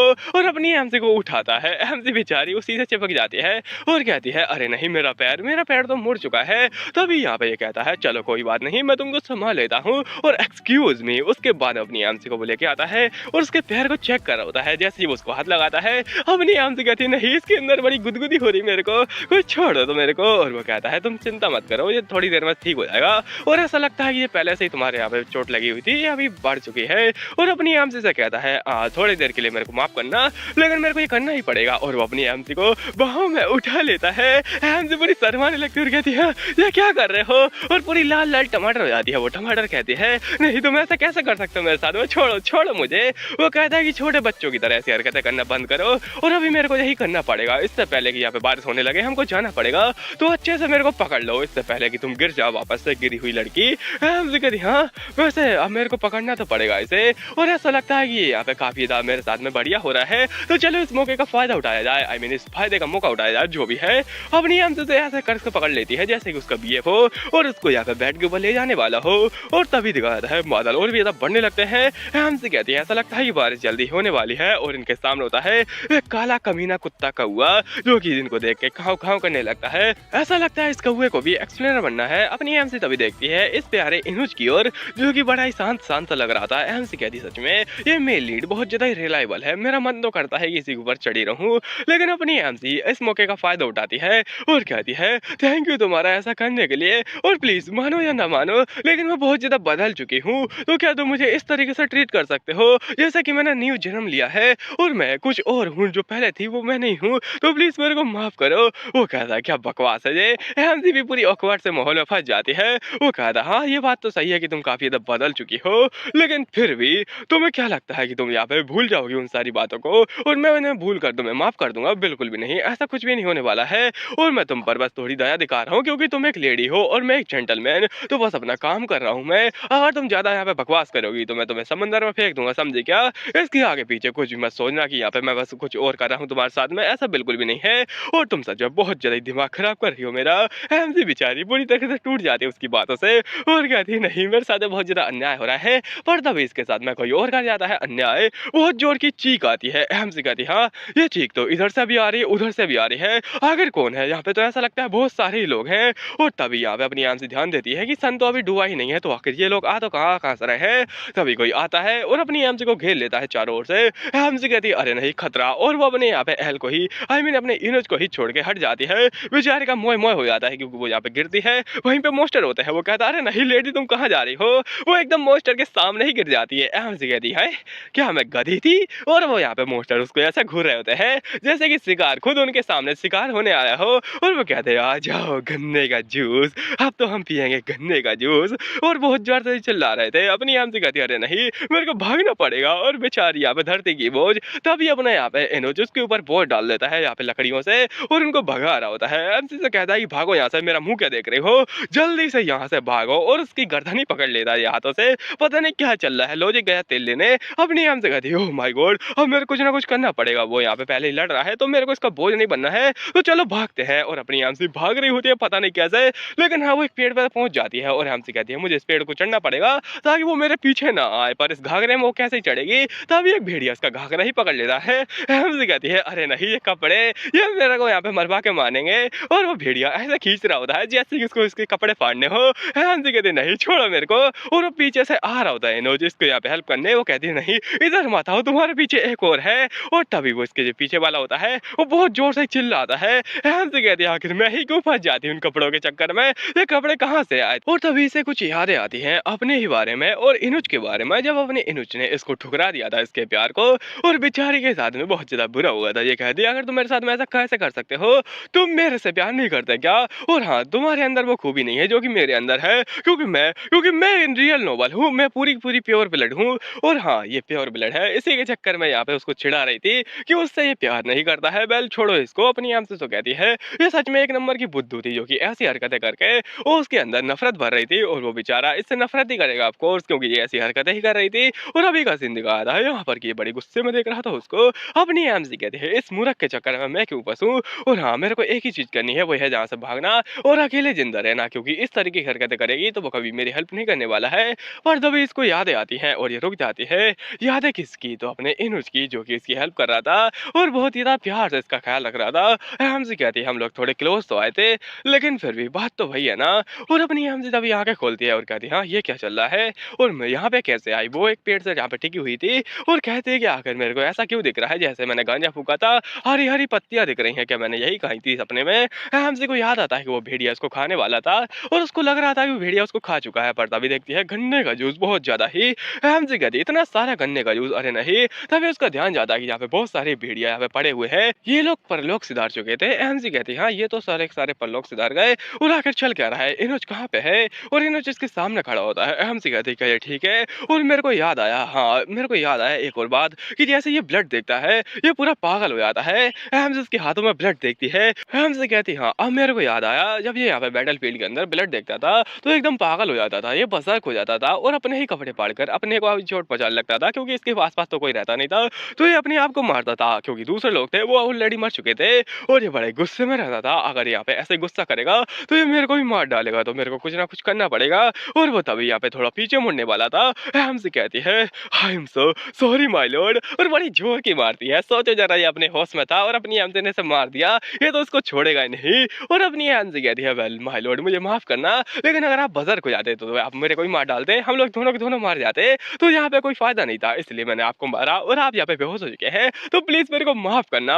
अभी दिखा था कहीं और पर उस गुफा के अंदर, यहाँ पे की अपनी एमसी इसको उठा के लेके आई थी और कहती सच में मैं अगर इसको उठा के कैसे ही ले गई, मेरे को विश्वास ही नहीं हो रहा है कि ये मैं इसको उठा के लेके आई हूँ। इस यहाँ पे 70 केजी के इंसान को, मेरा तो यहाँ पे हाथ पैर टूट रहे हैं, अब मुझे क्या करना चाहिए, हाय राम। और बेचारे के पेट में से गुड़गुड़ की आवाज आने लगती है। वो कहती है चलो इसको रखना पड़ेगा, पर तभी वो देखती है कि ये होश में आ रहा है। हमसे कहती है अरे नहीं, इससे पहले कि ये होश में आए मुझे कुछ ना कुछ करना पड़ेगा। और इसके बोन तो कुछ ज्यादा ही बढ़ते जा रहे हैं और उसके बोन ऐसे बढ़ रहे थे जैसे कि यहाँ पे गन्ने का जूस हो। हमसे कहती सच में अगर इसका ज्यादा ब्लड लॉस हुआ तो ये मारा जाएगा, तो मुझे कुछ ना कुछ करना पड़ेगा। वो अपने यहाँ पे बड़े से स्कर्ट को फाड़ती है और उसके अंदर यहाँ पे मलम पट्टी करने लगती है। वेल अपनी हमसे की स्कर्ट कुछ तो काम आई, वो उसको प्रे करने के लिए भी रख देती है, कुछ तो काम करेगा। हमसे कहती हाँ चलो ये करते हैं और अभी ये ठीक रहेगा, क्योंकि मैंने सारे सारे बॉन्ड बंद कर दिए हैं, उसको छोटे मोटे बॉन्ड रहे हैं जो कि कुछ ज्यादा बड़ी चीज नहीं है। और हमसे उसको यहाँ पे थोड़ा बहुत शांत बना दे रही थी, तभी देखती है पीछे रस्सी और अपनी हमसे कहती हाँ अगर ये होश में आया तो ये कुछ गलत कर सकता है, इससे पहले ये होश में आया मुझे कुछ इंतजाम करना पड़ेगा। और अगर ऐसी बात है तो उसके बाद में दिखाता है बारिश हो जाती है बंद और एकदम सुबह का टाइम होता है। एमजी यहाँ पे अपने कोकोनट के अंदर बॉटल सेव करके रखी होती है और वो लेके आ रही थी। ये कहता हाँ क्या चल रहा है यहाँ पर और मैं कहाँ पर हूँ। और तभी सामने देखता है कि उसकी हाथ तो बन चुके हैं। वो कहता है कौन है जिसने कि मेरे को बांधा है, उसके पैर भी बन चुके थे। वो कहता है क्या चल रहा है आखिरकार यहाँ पे। और तभी देखता है कि अपनी हमजी वहां से आ रही है। वो कहती है हो तुम जाग चुके हो, काफी ये अच्छी बात है और तुम्हें ये पी लेना चाहिए। वो कहता है आखिर क्या तुमने मेरे को बांधा है, तुम ये क्या कर रही हो। हमजी को यहाँ पे बड़ी गुस्से में देखता है और कहता है खोलो मेरे को अभी के अभी। और बड़ी गुस्से में देखने के चक्कर अपनी हमजी और भी डर जाती है और कहती है अरे नहीं, इसके लिए यहाँ पे सेफ रहेगा कि यहाँ पे बंधा रहे, इससे पहले कि ये और भी ज्यादा गुस्से में आए। अपनी हमजी कहती है मत करो ऐसा, उसको मत खोलो। वो कहता है खोलो इसको खोलो। तभी उसकी ओर ये उंगली करती है और कहती है मैंने कहा ना रुक जाओ अभी के अभी और सीधा खड़े रहो और बिल्कुल भी यहाँ पे हिलना मत। अपनी हमजी उसको ऐसा डरा देती है, ये पता नहीं कैसा लेकिन सीधा हो जाता है। एमजी कहती क्या है ये, क्या से क्या हो गया, मैंने बस कहा था। और ये भी पूरा ऑकवर्ड माहौल में फंस जाता है, क्योंकि ऑब्वियसली वो बजर थोड़ी ना हुआ था, वो तो नॉर्मल ही था। तो वो उसकी बात मान ली थी अपनी एमसी की और वो कहता है क्या करे हो आखिरकार। और एमसी पूरी कंफ्यूज हो जाती है कि ये ऐसे यहाँ पे शांत कैसे हो गया। बोल उसके बाद में एमसी कहती है चलो ये तो अच्छी बात है। और वो बड़े गुस्से में बोलता है कि आखिर तुम ये सब क्या कर रही हो। और वो अपने आप को पता नहीं क्यों लेकिन हिला नहीं पा रहा था। वो कहता है क्या चल रहा है, मैं हिला क्यों नहीं पा रहा हूँ। और तभी अपनी एमसी उसके पास आती है, उसके सिर पे हाथ रखती है और कहते हैं कि तुम चिंता मत करो, तुम्हें बहुत ज्यादा चोट लगी है, अगर तुम ज्यादा भटकोगे तो तुम्हारे घाव खुल जाएंगे और तुम वहां पे बेहोश हो सकते हो या फिर मर भी सकते हो। इसलिए बस शांति से यहाँ पे शांति से बैठे रहो और एकदम शांत हो जाओ। अपनी एमसी बड़ी प्यारी लग रही थी इसको, लेकिन पता नहीं कौन सा जादू उसके ऊपर हो चुका था, क्योंकि ये लड़की के चक्कर में एकदम शांत हो जाता है और वहीं पर बेहोशी हो जाता है। एमसी कहती है ये क्या से क्या हो गया और ये तो सो भी गया, तो चलो अब मेरे को यहाँ पे इसके लिए दवाई लेके आनी पड़ेगी। और वैसे तो अच्छी बात है कि ये सो चुका है, नहीं तो फिर मैं तो मारी जाती और एकदम गन्ने का जूस ही बन जाता मेरा। वेल अभी मेरे को क्या करना चाहिए, इससे पहले कि ये वापस से होश में आए मेरे को यहाँ पे उसको शांत करना पड़ेगा। और शांत करने के लिए यहाँ पे जो हाई सेंटेंस थी उसने कुछ ऐसा किया था जो कि आप देख सकते हैं और ये काफी ज्यादा कमाल का सीन है। वैसे तो मेरे को यहाँ पे ये वाला सीन देखना था, लेकिन अपनी एमसी तो ठहरी सिंगल और मेरे जैसी दिमाग की, जिसको भी किसी के साथ में कुछ नहीं करना है। एमसी कहती शांत रहो। और ऑब्वियसली वो दोनों एक दूसरे से प्यार करते थे, तो इसलिए उसने इस तरीके का तरीका जहाँ पे चुना। तो मैं ऐसा कुछ नहीं करने वाली हूँ, मैं यहाँ पे सर्वाइव करने के लिए हूँ, तो मेरे को सर्वाइव ही करना पड़ेगा। मैं इसके प्यार के चक्कर में थोड़ी ना फंसने आई हूँ यहाँ पे। अब मेरे को शांत होना पड़ेगा और इसके लिए दवाई लेके आनी पड़ेगी। और उसके बाद में वो पानी उठाती है और कहती है चलो अब मेरे को देखना पड़ेगा। वैसे बाहर जाती है और कहती है ओहो काफी धूप लग रही है, ऐसा लगता है कि पूरी तरीके से बारिश रुक चुकी है और अब मैं आराम से इधर उधर टहल सकती हूँ। तभी पीछे देखती है और कहती है बैल मेरे को इसको ख्याल रखना पड़ेगा और इसको पानी वानी तो पिलाना ही पड़ेगा। तभी अपनी हमसे कुछ देखती है, ये देखती है कि ये बड़ा यहाँ पे चिंता में है और बड़ा परेशान हो रहा है। हमसे कहती है कि मेरे को इसको शांत करना पड़ेगा वापस से। उसको पानी पिलाती है और कहती है सच में ये थोड़ा बहुत यहाँ पे मान तो रहा है मेरी बातों को, लेकिन उसे यहाँ पे बांध भी रही होती जाती है, उसके पैर बाँध जाती है ये और उसके बाद वो आराम से पानी पीता है। एमसी कहती है तुम बस यहीं पर रुको, मैं कुछ मेडिसिन वगैरह लेके आई जो कि तुम्हारे वुंड को एकदम ठीक कर देगी। तो वो निकल जाती है वहाँ से और ये बेचारा भोला भाला अपनी रस्सियों को देखते हुए कहता है आखिर यहाँ पे कितनी ज़्यादा बेवकूफ़ हो सकती है वो, मेरी रस्सियाँ तो खुल जाती है, मेरे को जोर की लगी है, अब मैं कहाँ करूँ, कैसे करूँ? अपनी एमसी यहाँ पे भाग जाती है और वो यहाँ पे भागते हुए कहती है अब मेरे को फटाफट से उसके लिए कुछ ढूँढना पड़ेगा और वो कहाँ मिलेगा, कहाँ मिलेगा? यहाँ मिलेगा। और वो यहाँ पे गन्ने का जूस नहीं होता है ऑब्वियसली, वो कुछ यहाँ पे मेडिसिन वगैरह ढूँढ रही होती है। वो कहती है ये काफ़ी रहेंगे उसके ब्लड रोकने के लिए और ये वाली हाँ, ये ठीक कर देंगी। तभी उसको कुछ आवाज़ आती है और कहती है अरे नहीं, यहाँ पे कुछ हिला है और रुको ज़रा कहीं ये कोई मॉन्स्टर तो नहीं? नहीं, यहाँ पे तो बहुत ज़्यादा धूप है तो ये कोई मॉन्स्टर तो नहीं हो सकता है। तो कहीं ऐसा तो नहीं कि ये कोई इंसान है? तो आखिर कौन हो सकता है? एमसी कहती है नहीं जो भी हो मेरे को यहाँ से भागना पड़ेगा क्योंकि वो मेरे लिए खतरनाक रहेगा। और अपनी एमसी भाग रही होती है, भाग रही होती है, पर यहाँ पे उसका मोह-मोह हो जाता है, उसके सामने आता है कोई और जिसके यहाँ पे कानों में कुछ कमाल की चीज़ लगी होती है। वेल ये कुछ जाना-पहचाना नहीं लग रहा क्या? ये होता है अपना काइडन और कहता है ओहो! गन्ने का जूस क्या चल रहा है यहाँ पे? हैंसी कहती है ये मेरे सामने क्या कर रहा है? ये काइडन कैसे हो सकता है? और हैंस उसको देख के पहचानने लगती है कि उसकी लाल आँखें, ऊपर से इतना ज़्यादा हैंडसम चेहरा और इतने सुंदर-सुंदर यहाँ पे गोजो जैसे बाल, ये तो पक्का ही काइडन है। उसको देखकर ये पहचान जाती है कि बारे में और वो कहता है तुम्हें गन्ने का जूस पीना है क्या? हैंसी वहाँ से भागती है और कहती है अरे नहीं, ये मेरा दुश्मन है और ये मेरे को मार सकता है, भागो। और भागना पड़ेगा। वो कहता है हे लेडी कहाँ जा रही हो आखिरकार तुम? हैंसी बताते कि यहाँ पे जितने भी लोग हैं वो मेरे से नफरत करते हैं। पहले तो ये प्रिंस जो कि मेरे से बहुत ज़्यादा नफरत करता है, ये मेरी जान आराम से निकाल लेगा और दूसरा ये सबसे ज़्यादा खतरनाक है मेरे लिए क्योंकि ये ऐसा नहीं निकालेगा यहाँ पे टाइम वेस्ट करेगा, ये सीधा निकाल ही लेगा मेरी जान क्योंकि इसी ने मेरे को मारा था एंड में और इसी के हाथों तो मैं मरी थी और ये बड़ा ही खतरनाक लग रहा था उस टाइम पे। वेल अभी यहाँ पे दिखाता है अपनी एमसी भागते हैं और बताते इसके बारे में कि इसका नाम है काइडन रोहाड़ और इसकी जो रोहाड़ फैमिली है वो काफी ज्यादा बड़ी फैमिली है, लेकिन इसका बचपन बहुत ज्यादा बुरा था। इसको दरअसल जो टेंपल था ना उसने किडनैप कर लिया था एक्सपेरिमेंट करने के लिए, तो उसके ऊपर भांति भांति प्रकार के एक्सपेरिमेंट हुए जिसके के अंदर यहाँ पे इसकी जो फैमिली थी रोहाड़ फैमिली उसने भी साथ निभाया और इनके अंदर एक सीक्रेट एग्रीमेंट हो गया कि जो सारे के सारे यहाँ पे सबूत वगैरह है एक्सपेरिमेंट के वो सारे मिटा दिए जाएंगे और यहाँ पे जितने भी सबूत वगैरह थे वो सब मिटा दिए गए और ये अकेला छूट गया। इसकी बातों पर किसी ने बिलीव ही नहीं किया कि इनकी फैमिली बहुत ज्यादा कमीने है और जो टेंपल है वो भी बहुत ज्यादा यहाँ पे गिरा हुआ है, तो यहाँ पे ये बहुत ज्यादा नफरत करता है अपनी फैमिली से और उस टेंपल से, तो ये पूरी एकदम जी तोड़ मेहनत करता है उन दोनों को नेस्तनाबूद करने के लिए। और वो इंसान जो कि यहाँ पे इसको स्पॉन्सर करता है वो उसकी फैमिली है। अपनी एमसी कहती है कि अपनी फैमिली को यहाँ पे तबाह कर रहा है और ऊपर से उनके सारे सारे काले कारनामों को सामने ला रहा है। वेल अभी मेरे को भागना पड़ेगा, इसलिए नहीं कि मैंने यहाँ पे कोई काला कारनामा किया है बल्कि मैंने यहाँ पे कुछ ऐसा किया है जिसके चक्कर में मेरे को पकड़ सकता है। एमसी बताती कि मैं दरअसल कुछ यहाँ पे लव पोषण के लिए गई थी इसकी फैमिली के अंदर और यहाँ पे बहुत जल्दी मैंने बातें की थी, ऐसा लगता है ये लव पोषण के चक्कर में मरने वाली है। वेल ये चाइनीज माल यहाँ पे इसको मरने वाने वाला है, खैर इसको छोड़ो, ये चाइनीज माल के चक्कर में तो मरेगी नहीं। एमसी कहती नहीं कोई मेरे को बचाओ, तभी वो इसका हाथ पकड़ लेता है और कहता है लेडी का तुम बेवकूफ हो और अगर तुम कहाँ भागे जा रही हो, रुक जा जरा। अपनी एमसी एकदम गिर जाती है और वो कहती है अरे नहीं ये शर्ट ये यहाँ पे स्कर्ट मेरे को मरवा के मानेगी और वो स्कर्ट के चक्कर में वापस से गिर जाती है और उसी के साथ में ये भी गिर जाता है और काइडन उसके ऊपर बड़ा ही ऑकवर्ड माहौल में एमसी कहती है ये कहाँ से आ गया और वो उसको बड़ी गुस्से में देख रहा होता है और कहता है लेडी तुम तो बड़ी बेवकूफ हो। एमसी कहती अरे नहीं ये मेरे को मार न डाले और कहती हटो हटो यहाँ से, हटो तुम गंदे इंसान, हटो यहाँ से। और तभी एमसी को कुछ लग जाता है जो कि इसके पीछे ही लगा हुआ था। एमसी कहती अरे नहीं क्या चीज थी आखिरकार वो और जो कि मेरे सिर पर यहाँ पे पड़ी है, जो इसका कुछ बैज वगैरह होता है जो कि ये पहनता है। एमसी कहती अरे नहीं इसका बैज मेरे यहाँ पे गालों को छील चुका है। और तभी वो कहता है लेडी और उसके कंधे को जोर से पकड़ता है, कहता है कि तुम कहाँ भाग रही हो और ऐसा लगता है कि तुम्हें मैंने कहीं तो देखा है और बड़े गुस्से में देख रहा था एमसी को। एमसी कहती अरे नहीं अब तो मैं गई, बेचारी कांपने लगती है और वो कहता है चलो अब आराम से खड़ी हो जाओ, मैंने तुम्हें कहीं तो देखा है। उसको खड़ा नहीं करता बल्कि हवा में ही उठा लेता है। एमसी कहती अरे नहीं ये मेरे को पहचान न ले और चेहरे को छुपा रही होती है। वो कहता है तुम्हें मैंने कहीं तो देखा है, कौन हो सकती है तुम? वेल अगर मैंने तुम्हें देखा है तो तुम कोई अच्छे इंसान ही होगी। तभी अपनी एमसी का ध्यान जाता है इसके कानों की ओर जिसके अंदर एक इयरिंग टंगी हुई थी। एमसी कहती इस इयरिंग के चक्कर में ये मैजिक को कंट्रोल कर पा रहा है और माना को कंट्रोल करके ये अपने मैजिक को मैनिफेस्ट कर पाता है। लेकिन यहाँ पे अपनी एमसी का लक देखो, जैसे ये आइलैंड के ऊपर आया था इसका वो स्टोन टूट चुका था और इसको बहुत ज्यादा पेन हुआ था। उसके बाद में इसको बहुत ज्यादा बुखार हो गया और अपने यहाँ पे इमोशन को कंट्रोल नहीं कर पाया और यहाँ पे थोड़ा बहुत बजक सा हो गया था। एमसी कहती है और हाँ ऑफ कोर्स इसको किसने ठीक किया होगा, गैस करो इसको किसने ठीक किया होगा? वो थी यहाँ पे सेंट है जिसने कि इस तरीके से उसको यहाँ पे ठीक किया था।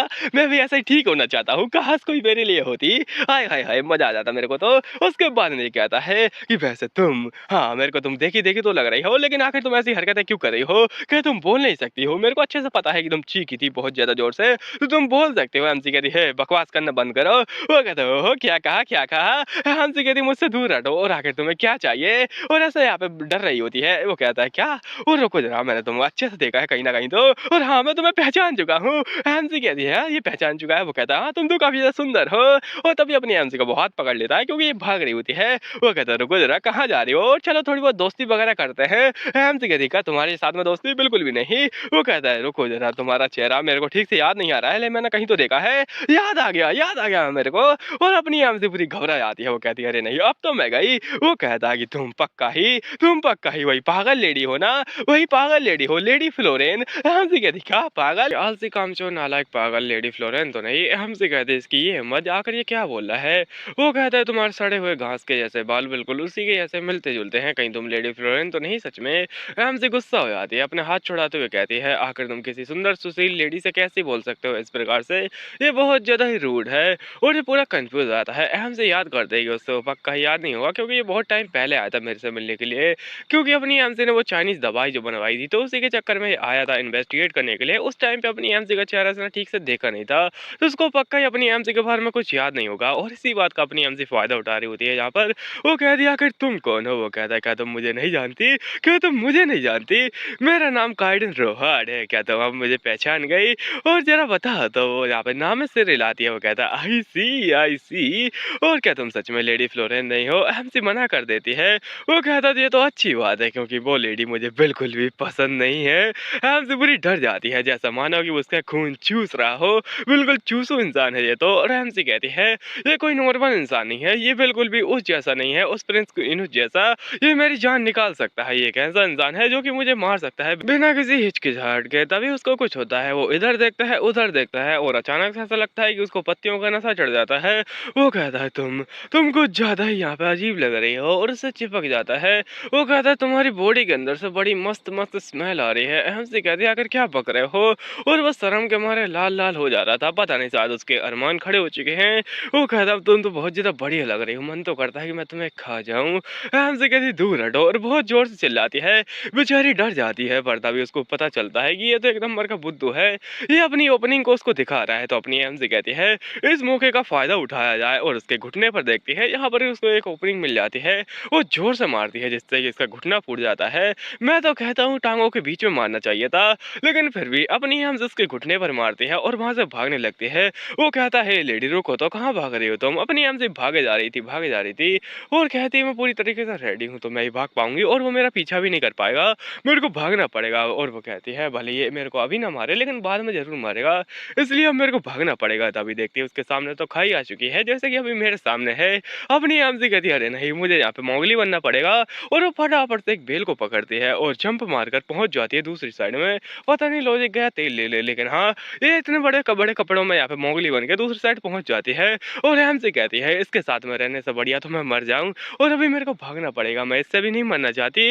वैसे भी इनुच ऑलरेडी यहाँ पे मेरे पास में है, तो अगर मैं इसके पास में क्यों ही जाऊं? और वो पीछे से ऐसा देख रहा होता है जैसे कि उसकी दीवानी यहाँ पे जा चुकी है, और अपनी एमसी भाग रही होती है उससे बचने के लिए। वो पूरा कंफ्यूज था कि आखिर हुआ तो हुआ कैसे, ये भाग कैसे गई? अपनी एमसी भागते भागते कहीं और ही पहुंच जाती है और कहती है हाँ मैं बाल बाल बची, और मैं लगभग मरने ही वाली थी। तभी उसको याद आता है कि उसके हाथ में वही पेंडेंट है, और अपनी एमसी कह रही है तो रह ही गया, मैं जल्दी जल्दी में इसको साथ में ले आई। और जरा देखो तो मैं उससे बचने के चक्कर में इतनी ज्यादा दूर भाग चुकी हूँ कि अब मेरे को पता भी नहीं कि कहाँ पे है वो केव, बहुत ज्यादा ही दूर थी।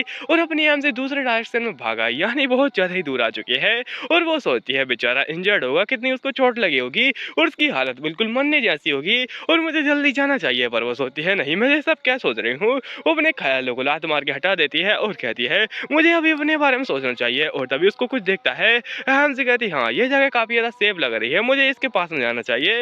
एमसी उस पत्थर के नीचे घुसने की कोशिश करती है, तभी उसका पैर किसी में लग जाता है। वो कहती है आखिर ये क्या चीज है, उसको बहुत ही अजीब लगता है। तो वो उस चीज को देखती है और एकदम पूरी शॉक हो जाती है। वो कहती है क्या ये चीज यहाँ पे कैसे हो सकती है, ये तो मेरी लॉटरी लग गई। और हाँ वो लॉटरी नहीं थी, बहुत ही यहाँ पे मेडिकेट। और एमसी कहती है ओ माय गॉड मेडिकेट, ये तो मेरे लिए बहुत ज्यादा बड़ी बात है, और मेरे तो मजे हो गए, अब तो मैं आराम से बचा पाऊंगी अपने आप को और यहाँ पे इनुच को भी। तो अपनी एमसी बड़ी खुश थी, पर वो देखती है कि इसके अंदर काफी ज्यादा अजीब अजीब सी दवाइयां हैं, कोरियन में लिखे हुए हैं, लेकिन अपनी एमसी फिर भी उनको इंग्लिश में पढ़ रही थी, पता नहीं कौन सा गांजा फूका था। एमसी कहती है ये जो कोरियन चीज है मेरे को पढ़ने में नहीं नहीं आ रही हैं क्योंकि मैं यहाँ पे अपनी मेमोरीज़ को थोड़ा बहुत लूज़ कर चुकी हूँ, इसलिए मेरे को बस मार्गारेट की मेमोरीज़ थोड़ी बहुत याद है और अपनी हंसी कहती है, वेल अब मैं इनको अच्छे से पढ़ पा रही हूँ तो ये थोड़ी ठीक बात है। और मेरे को बहुत ज़्यादा अजीब लगता है कि इस स्टोरी के अंदर आखिर कोरियन दवाइयाँ कर क्या रही हैं? ऐसा लगता है नोवेल का राइटर गांजा फूँक के बैठा था, तभी हमसे कुछ महसूस करती है और पूरी एकदम डर के काँप जाती है। वो कहती है, अरे नहीं ये तो कुछ ज़्यादा ही खतरनाक चीज़ है, और वो फटाफट से उसी दरार के नीचे छुप जाती है। एमसी कहती है, अरे नहीं कहीं ये मेरे को मार न डाले, और वो सच में बहुत ज़्यादा खतरनाक था। बहुत ज़्यादा यहाँ पे घुर्राने की आवाज़ आ रही थी। एमसी कहती है, इसके कदम तो बिल्कुल इंसानों जैसे यहाँ पे चलने को मेरे को लग रहा है, कहीं ये कोई इंसान तो नहीं? नहीं ये बिल्कुल भी नहीं है, ये बहुत ज़्यादा खतरनाक लग रहा है। और वो कुछ यहाँ पे अजीब ही था। एमसी पूरी घबराई हुई थी, उसके एकदम क्या बोलते हैं पसीना निकल जाता है और पानी निकल जाता है। एमसी कहती है, अरे नहीं बचाओ मेरे को कोई, और ये कोई बीस्ट नहीं लग रहा है मेरे को, ये तो कुछ और ही है, ये कोई वुल्फ तो नहीं है कंफर्म है। और ये देखती है कि ये कुछ यहाँ पे ग्याट है। एमसी कहती है, ग्याट जो कि रात में निकलते हैं, वो अभी क्या कर रहा है? और ये तो कुछ अजीब ही है, इसको मैंने पहले कभी नहीं देखा इस जगह पर। और ऐसा लगता है कि मॉन्स्टर काफी ज्यादा बड़े होते जा रहे हैं। और अभी उसको याद आता है कि हाँ स्टोरी के अंदर कुछ ऐसे यहाँ पे अजीब से मॉन्स्टर थे जिनको कि ग्याट बोलते थे, और इनके पैर बिल्कुल एकदम भालू जैसे होते थे, लेकिन हाँ इंसानों से दो गुने थे। और इनके यहाँ पे पैरों के ऊपर बहुत ज्यादा मोटे मोटे बाल थे, वैसे बाल तो मेरे ऊपर भी हैं, लेकिन हाँ इतने ज्यादा नहीं है। हमसे कहती, ओह माय गॉड इतने सारे बाल, और अगर मैं इनका यहाँ पे बाल काट लूंगी तो मेरे तो मजे ही हो जाएंगे, मैं इनसे यहाँ पे बहुत ज्यादा चीजें बना सकती हूँ। और वो जोर से घुर्राता है, उसका अपना एमसी की ओर ध्यान जाता है, वो यहाँ पे पीछे मुड़ता है और उस पत्थर की ओर जाने लगता है। एमसी एकदम घबरा जाती है, वो कहती है, अरे नहीं अब तो मेरे लग चुके हैं, और अब तो मैं गई उसी पत्थर के नीचे थी। एमसी कहती है, अगर इसने ये दरार से मेरे को देख लिया तो ये मेरे को मार डालेगा, सीधी कंफर्म बात है। और एमसी पूरी घबरा जाती है, उसको याद आती है एक इंसान की जो कि उसे बचा सकता था, वो था इनोज, जो कि अभी जगह पे है नहीं। एमसी कहती है, अरे नहीं प्लीज मेरे को बचाओ। और बेचारा वो मोस्टर यहाँ पे थोड़ा रुक जाता है क्योंकि पीछे से आवाज आती है बहुत जोर की ही, वो मोस्टर उधर जाने लगता है। और अपनी एमसी कहती है, मैं बाल बाल बची और ये मोस्टर मेरे को मार देता। और उस रात अपनी एमसी ने बेचारी ने अपनी यहाँ पे आंसू पी लिए, और बेचारी चिल्लाई नहीं। चिल्लाई क्यों नहीं? क्योंकि मोस्टर उसको सुन लेते और उसका चिल्लाना हमेशा हमेशा के लिए बंद कर देते। अपनी एमसी ऐसे चुप कर रही, और तभी दिन हो गया। और अपनी एमसी ने उस टाइम पर बहुत ज्यादा ही मिस किया इनिच को। अभी दिन के टाइम पे अपनी एमसी आराम से खड़ी थी और कहती है, मैं बाल बाल बची और अभी मेरे को जाना चाहिए, इनिच के हिसाब से बहुत ज्यादा ही टाइम हो चुका है और मैं सच में बहुत ज्यादा ही थक चुकी हूँ। और मैंने सुना नहीं था कि यहाँ पे इतने सारे बड़े बड़े बीस्ट वगैरह होंगे, इतने जल्दी आ जाएंगे। ये वैसे मानवा के अंदर लिखा तो था इसके बारे में, लेकिन यहाँ पे मेरे को पता नहीं था कुछ ऐसा बन जाएगा, क्योंकि तुम यहाँ पे देख सकते हो वो बीस्ट कुछ इंसानों जैसा भी लग रहा था थोड़ा बहुत। एमसी कहती गई, ऐसा तो नहीं कि कोई इंसान इवॉल्व होकर यहाँ पे ऐसा बीस्ट बन चुका है। वेल ऐसा नहीं हो सकता है, क्योंकि मैंने ठीक से देखा था उन बुल्स वगैरह को, वो भी थोड़े बहुत अलग से लग रहे थे, वो कोई नॉर्मल बुल्स नहीं थे, मतलब कि वो भी इवॉल्व हो रहे थे। एमसी कहती गई, ऐसा तो नहीं कि वो इवॉल्व होकर ये मंकी बन चुका है। वेल क्या ही चल रहा है, खैर ये सब जा भाड़ में, और अभी मेरे को जाना पड़ेगा और मैं फाइनली पहुंच चुकी हूँ। आशा है कि इन्हें ठीक होगा। वो अंदर जाते हुए कहती है, योर हाइनेस आप कैसे हैं और क्या चल रहा है? तभी वो देखते हैं कि सामने तो कोई है ही नहीं, घास की पत्तियां पड़ी हुई हैं। अपनी एमसी कहती है, क्या वो चारा खा रहा था जो कि इतना सारा चारा पड़ा हुआ है? और बेचारी पूरी सैड हो जाती है। वो कहती है, मुझे लगा ही था वो यहाँ पे चला जाएगा, और मेरे जाने के बाद में शायद उसको वो मिल चुकी होगी, योहाना जो कि रियल में लीड है, उसी के पीछे जा चुका होगा, और मैं यहाँ पे मैं अकेली रह चुकी हूँ, अब मेरे यहाँ पे रहने का कोई फायदा नहीं है। योहाना के पीछे वो तो जा चुका है, तो अब मैं यहाँ पे क्यों ही रहूँ, मेरे को शेल्टर ढूंढना चाहिए। पर तभी पीछे यहाँ पे कोई आता है। एमसी कहती है, हाँ ये तो, और पूरी खुश हो जाती है क्योंकि ये होता है अपना प्यारा एनोज, जो कि बहुत ज्यादा ही दर्द में था। वो कहता है, फाइनली तुम मिल चुकी हो और तुम वापस आ गई। एमसी एकदम शौक हो जाती है उसको देखकर, और वो कहती है, यो राइनेस मैं तो बस यहाँ पे, और पूरी एकदम कंफ्यूज थी। वो उसको देख रहा होता है और अचानक से गुस्सा होने लगता है। एमसी कहती है, अरे नहीं कहीं ऐसा तो नहीं कि ये गुस्सा हो चुका है, क्योंकि मैं इसको छोड़ के भाग गई थी, अब मेरे को इससे बचना पड़ेगा।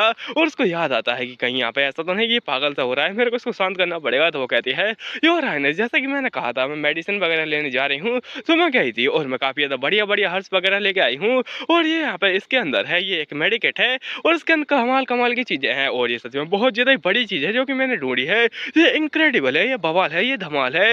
वो बड़ी गुस्से में अपनी एमसी को देखे जा रहा था, जैसा मानो उसका खून चूस लेगा, और वो अपनी एमसी के बहुत ज्यादा पास आ जाता है।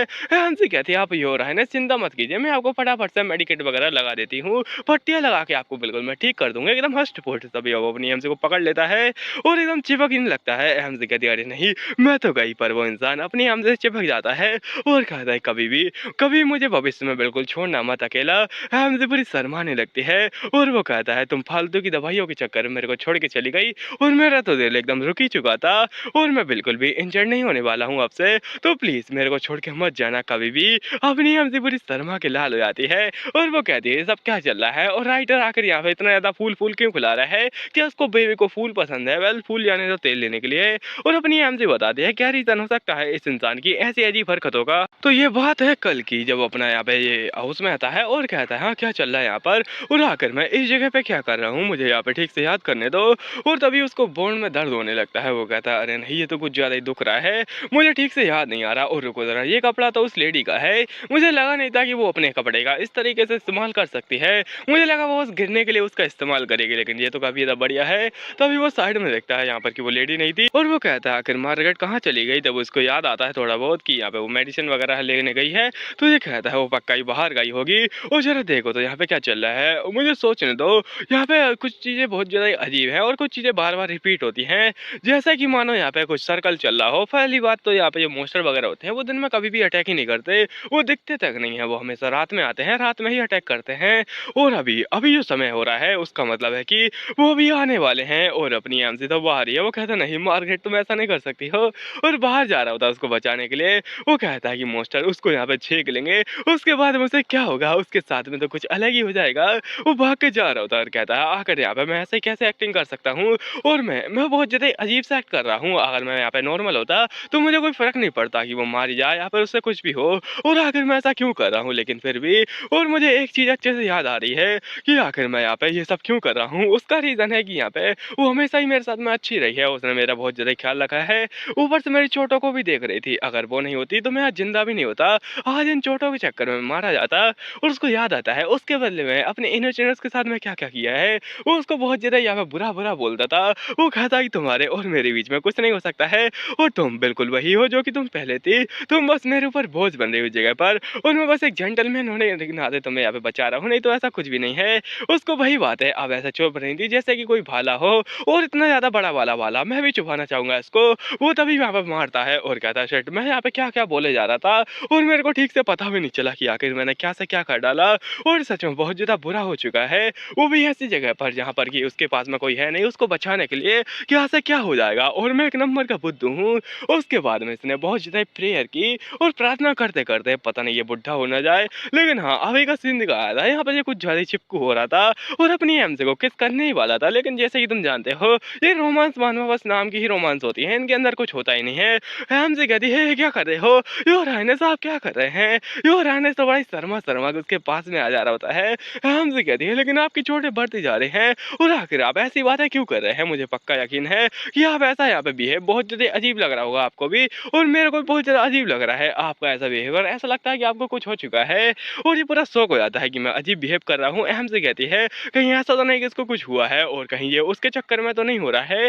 वेल मुझे नहीं पता उसके चक्कर में हो रहा है, लेकिन लगता तो नहीं उसके चक्कर में हो रहा है, ये कुछ और ही बात है। और एमसी कहती है कहीं ऐसा तो नहीं कि ये यहाँ पे पागल हो चुका है, और उसका हाथ झटकते हुए कहती है योर हाइनेस मुझे पता है आपको बहुत ज़्यादा अननोइंग लग रहा होगा ये, लेकिन फिर भी अब बस कीजिए ये फालतू की एक्टिंग और चलिए अब काम वाम को निपटाते हैं, मुझे बहुत सारे काम है, ये फालतू बकवास हो चुके हैं बहुत ज़्यादा ही। और ये बातें तो बिल्कुल बड़ा वाला भाला यहाँ पे बन जाती हैं और उसको बहुत ज़्यादा ही बुरा वाला चुपती है।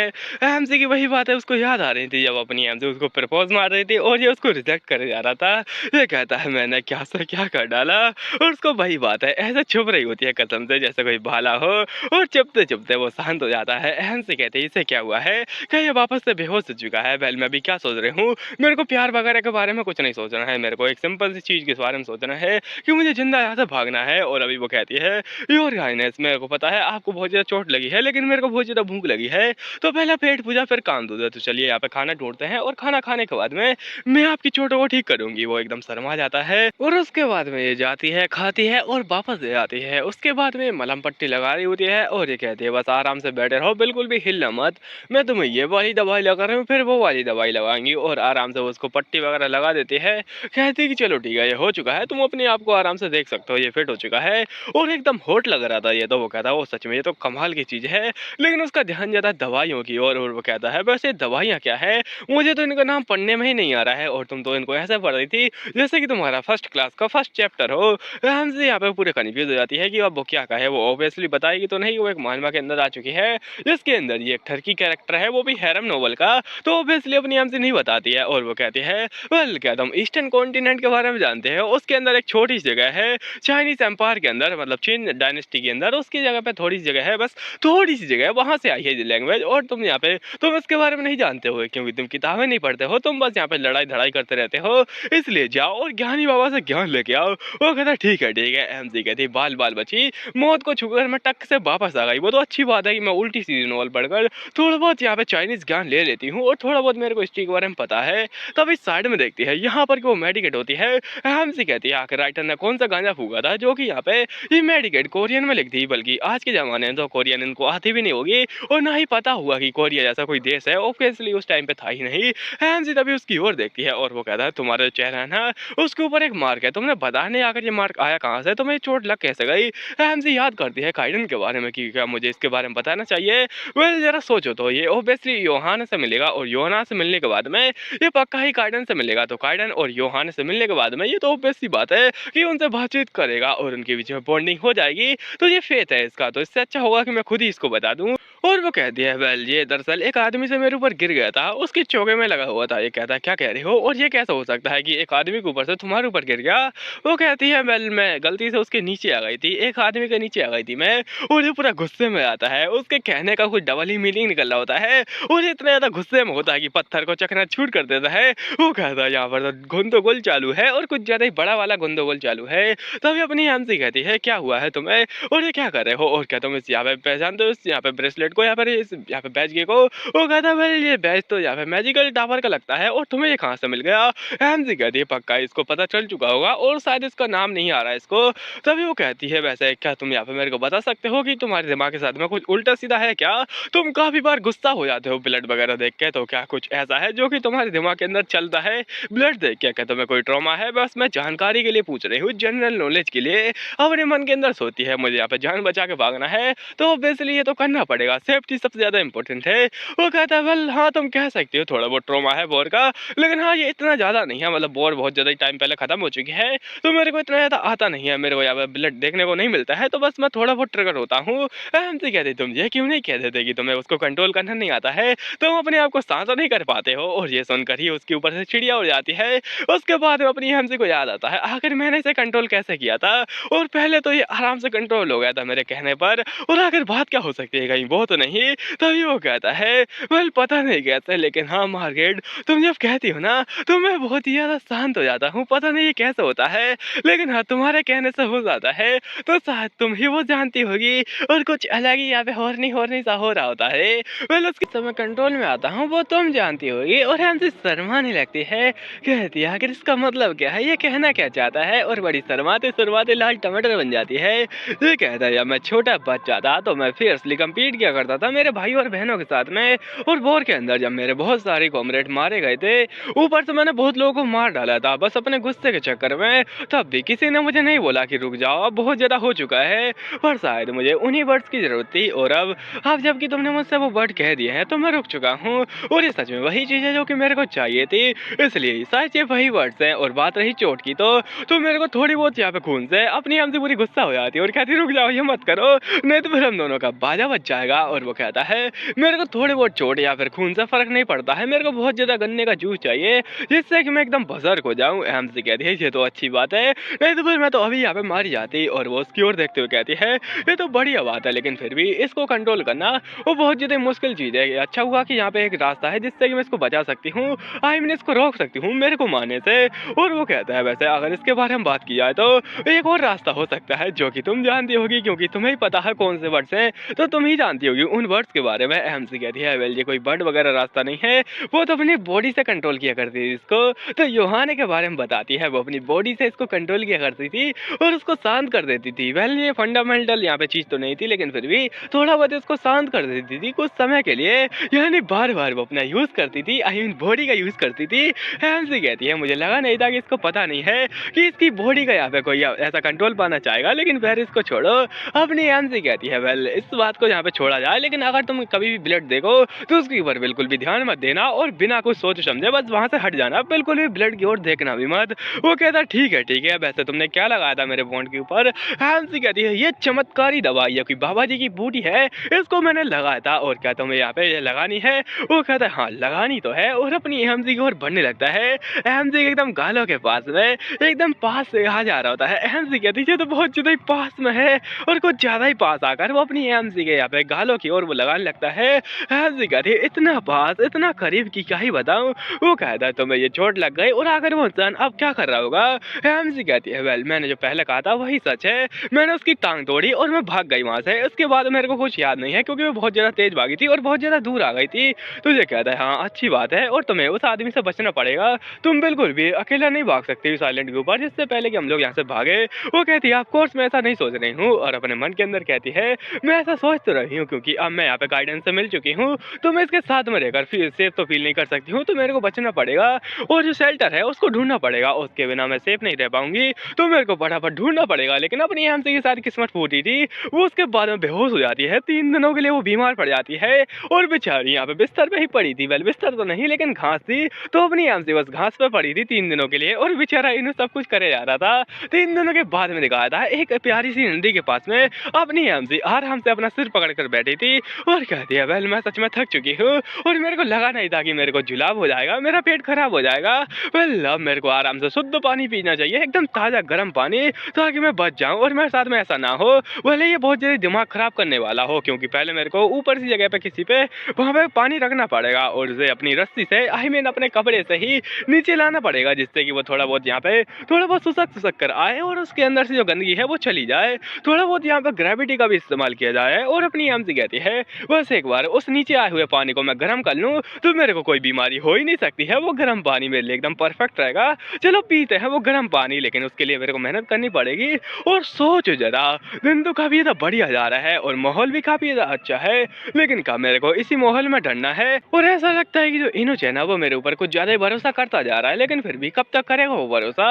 और एक पॉइंट तो ऐसा आएगा जब उसका भरोसा टूट जाएगा, हो सकता है कि वो मेल लीड से मिले यानी योहाना से, और उसके प्यार में पागल हो जाए, और जो भी मैंने यहाँ पे मेहनत की है उसे पटाने में वो सारी मेहनत बर्बाद हो जाए, और उसे कोई यहाँ पे उसे कोई योहाना नाम की सेंध ले जाए। अरे नहीं, मैं ये क्या सोच रही हूँ, मेरी तो जिंदगी बर्बाद ही हो जाएगी, मैं क्या क्या सोचती रहती हूँ, और ऐसा बिल्कुल भी नहीं हो सकता है। इससे पहले कि वो उसके पास में जाए मुझे उसे पटाना पड़ेगा। और ये बात पीछे से वो सुन लेता है और कहता है तुम अभी यहाँ पे क्या कर रही हो? वेल पता नहीं इसकी छाती मुझे इतनी ज्यादा बड़ी क्यों लग रही है, अगर आपको भी इतनी ज्यादा बड़ी लग रही है तो मेरे कमेंट में जरूर बताना।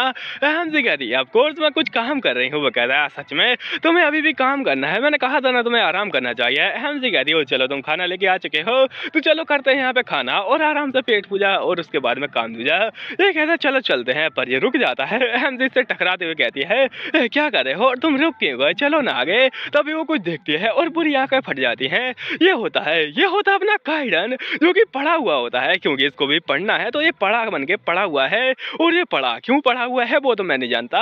अपनी हमसे कहती है ये यहाँ पे पढ़ा हुआ क्यों है। वो कहता है क्या ये वही आदमी है, इसकी तो मैं इसको छोड़ूंगा नहीं, ये बेस्ट मौका है इसे इस दुनिया से गायब करने का और ऊपर वाली दुनिया में पहुंचाने का। लेकिन अपनी हमसे सामने आती है और कहती नहीं नहीं नहीं बिल्कुल भी नहीं, तुम इसे मार नहीं सकते हो। और उसकी ओर दौड़ने लगती है। हमसे इसको देखती है और कहती है इससे तो बहुत ज्यादा हाई फीवर है और ऐसा लगता है कि ये अभी भी जिंदा है। वो कहता है हाँ ऑफ कोर्स ये जिंदा ही होगा। और ज्यादा देखो तो ये तो कुछ ज्यादा यहाँ पे महंगा आदमी लगता है, ऐसा लगता है कि बहुत ज्यादा पैसा होगा। और वो बड़े गुस्से में देख रहा था। वो कहता है क्यों ना मैं इसे निपटा डालूं, इसे मारना यहाँ पे ठीक रहेगा। हमसे कहती नहीं हम लोग इसे नहीं मार सकते अभी। तो वो कहता है लेकिन क्यों नहीं, इसे मारना अच्छा रहेगा नहीं, पर हमें इसे बांधना तो चाहिए।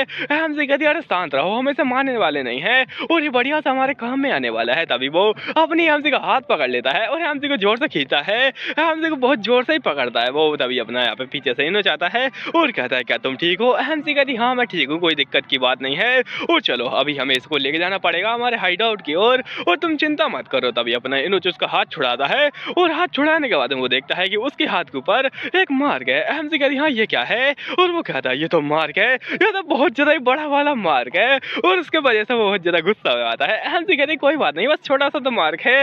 लेकिन वो भी डर जाती है और इनोच कहता है मैं इसे मार डालूंगा, मैं इसका खून पी जाऊंगा, गन्ने का जूस बना डालूंगा इसका। और अब ये बचने वाला नहीं है, मेरे को इसे मार डालना चाहिए क्योंकि इसने तुम्हारे ऊपर ये मार्क छोड़ा है और पता नहीं आगे क्या-क्या छोड़ देगा, मैं इसको छोड़ने वाला नहीं हूँ। अपनी आम से कहती है अरे शांत रहो, बस, बस, बस, बहुत हो चुका है, तुम इसे नहीं मार सकते हो और मेरी बात को ध्यान से सुनो, अपने आप को कंट्रोल में लाओ और तुम ये सब क्या करते जा रहे हो? अपने आप को कंट्रोल में करना सीखो। अगर तुम ऐसे अपने आप को कंट्रोल नहीं करोगे तो तुम गन्ने का जूस देख के एकदम पगला ही जाओगे, इसलिए कंट्रोल में लाओ अपने आप को। वो कहता है ठीक है, मैं कंट्रोल में आ रहा हूँ और वो थोड़ा शांत हो जाता है। आम से कहती है हाँ, तुम शांत हो गए, तभी वो एक खतरनाक से स्माइल देता है और कहता है ठीक है फिर चलो इसे बांधते हैं अब, और मैं मंजूर हूँ इस बात से, मेरे को यहाँ पे कोई दिक्कत नहीं है। और वो कुछ अजीब ही स्माइल कर रहा होता है, इसको देख के अपनी एमसी भी कंफ्यूज हो जाती है और वो उस इंसान की ओर देखता है। वो कहता है ये थ्रेट तो है लेकिन फिर भी इसे मेरे को बांधना पड़ेगा। और अपनी एमसी कहती है मेरे को लगाई था ये कुछ ज्यादा ही चालाक है जो कि इसको पहचान चुका है। और एमसी कहती है ऑफ कोर्स इसे पहचान जाएगा क्योंकि ये क्राउन प्रिंस है, तो क्यों नहीं पहचानेगा, ये हर इंसान को जानता होगा, गली का चप्पा चप्पा जानता होगा ये तो। तभी बोलते हुए कहता है तो तुम इस बात से क्या एग्री करोगी कि हमें इसे बांध देना चाहिए, ये काफी ज्यादा बढ़िया है ना, तुम क्या सोचती इसके बारे में?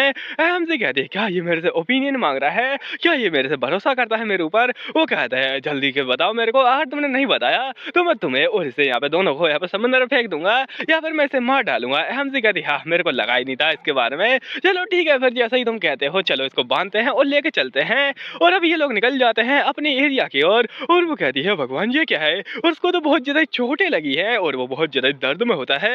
एमसी कहती है मुझे इसे फटाफट से ठीक करना पड़ेगा इससे पहले कि ये मर जाए। और क्या वो ऑडियो जो कि पहले बहुत ज्यादा बड़ा वाला धमाका हुआ था जब अपनी एमसी उस दरार के नीचे छुपी हुई थी, तो क्या ये इसी के चक्कर में हुआ था? वेल मुझे इसके बारे में नहीं पता है लेकिन मुझे इसे ठीक तो करना ही पड़ेगा। और पीछे देखती है, यहाँ पर वो देखती है कि ये थोड़ा पगला जा रहा है। वो कहता है आपको तुम्हें इसे बांध देना चाहिए लेकिन ऐसा लगता है कि तुम्हें मुझे भी बांधना पड़ेगा। और ये गन्ने का जूस देख के कुछ ज्यादा ही पगला रहा था, ऐसा लगता है कि अपनी एमसी की इज्जत इस बार लुटने वाली है। लेकिन एमसी कहती है अरे नहीं मैं तो गई, और उसकी छींक निकल जाती है और वो फटाफट से आती है अपने इर्द में लात मारती है और उसको जन्नत दिखा देती है जो कि मैं भी देखना चाहता हूँ, लेकिन राइटर कमीना है उसने सब कुछ छुपा दिया है। एमसी कहती है शांत रहो, तुम क्या कर रहे हो, अपने आप के ऊपर कंट्रोल लाओ। और वो शर्मा जा रहा था कि उसने तो जन्नत देख ली थी, मेरे को मौका नहीं मिला, बहुत ज्यादा गलत बात है। और वो कहती है कि तुम अपने आप को शांत करो और तुम ऐसी हरकतें नहीं कर सकते हो, अपने आप को यहाँ पे शांत करो, शांत। और अपनी एमसी कहती है अपने मन के अंदर कि अगर चाहे तो वो मेरे को हटा के फेंक सकता है यहाँ से, लेकिन वो नहीं कर रहा है। और वो कहता है हट जाओ मेरे रास्ते से। एमसी कहती नहीं बिल्कुल भी नहीं, और अपने आप को शांत करो, तुम शांत, तुम समझे क्या? और वो शांत हो जाता है, शांत नहीं बल्कि वो बेहोशी हो जाता है। क्या ही यहाँ पे खतरनाक वर्ड है इसके, ऐसा लगता है कि ये जादू मुझे भी सीखना पड़ेगा। एमसी तभी उसे बांध देती है और कहती है कि बाल बाल बची मैं, और मुझे यहाँ पे बहुत ज्यादा गुस्सा आ रहा है, आखिर मैं इन बेवकूफों के चक्कर में क्यों फंस गई। और ऐसा लगता ही नहीं कि ये लोग बच पाते रियल नोवेल में, मतलब मेरे बिना इनका क्या ही होता। और अपने चेहरे को ऐसा खींच रही होती है जैसे कि बहुत ज्यादा परेशान हो चुकी हो। वो कहती है पहले तो मेरे को इसको यहाँ पे ब्लीडिंग रोकनी पड़ेगी, और वो लग जाती है, रात हो जाती है ऐसे ही उसको रोकते रोकते। तभी देखती है कि ये इंसान होश में आ रहा है, और ये होश में आते हुए कहता है क्या चल रहा है इस जगह पर? अपनी एमसी कहती है क्या ही चल रहा होगा, और तुम यहाँ पे होश में आ चुके हो फाइनली ही। अपनी एमसी उसकी रस्सी खोली होती है और वो कहता है जल्दी से खोले मेरे को, और क्या तुम्हारी चोट ठीक हो चुकी है? और अपनी एमसी के बारे में बहुत ज्यादा चिंता कर रहा था। वो कहती है ऑफ कोर्स मैंने उसे पट्टियां वगैरह लगा दी हैं। तो वो कहता है मैं तुम्हारे बारे में बोल रहा हूँ, क्या तुम्हारी चोट ठीक हो चुकी है?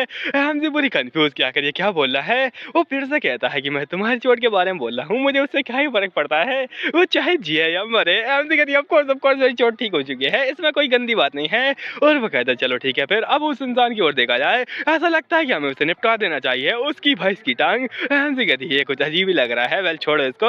अपने एमसी कहती है अपने आप को शांत करो इससे पहले कि तुम वापस से यहाँ पे बजर्क हो जाओ, और यहाँ पे शांत करके इसकी ओर देखो, पहले हमें इसे निपटाना पड़ेगा, आईमनी से ठीक करना पड़ेगा।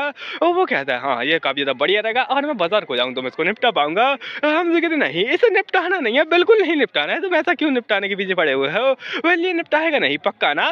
पक्का नहीं निपटाएगा ना? और उस रात अपनी एमसी ऐसे ही परेशान होती रही उसको यहाँ पे बचाते बचाते, और बहुत ज्यादा इसने कोशिश की थी, और उसका जो बुखार था ना वो ठीक होने लगा था।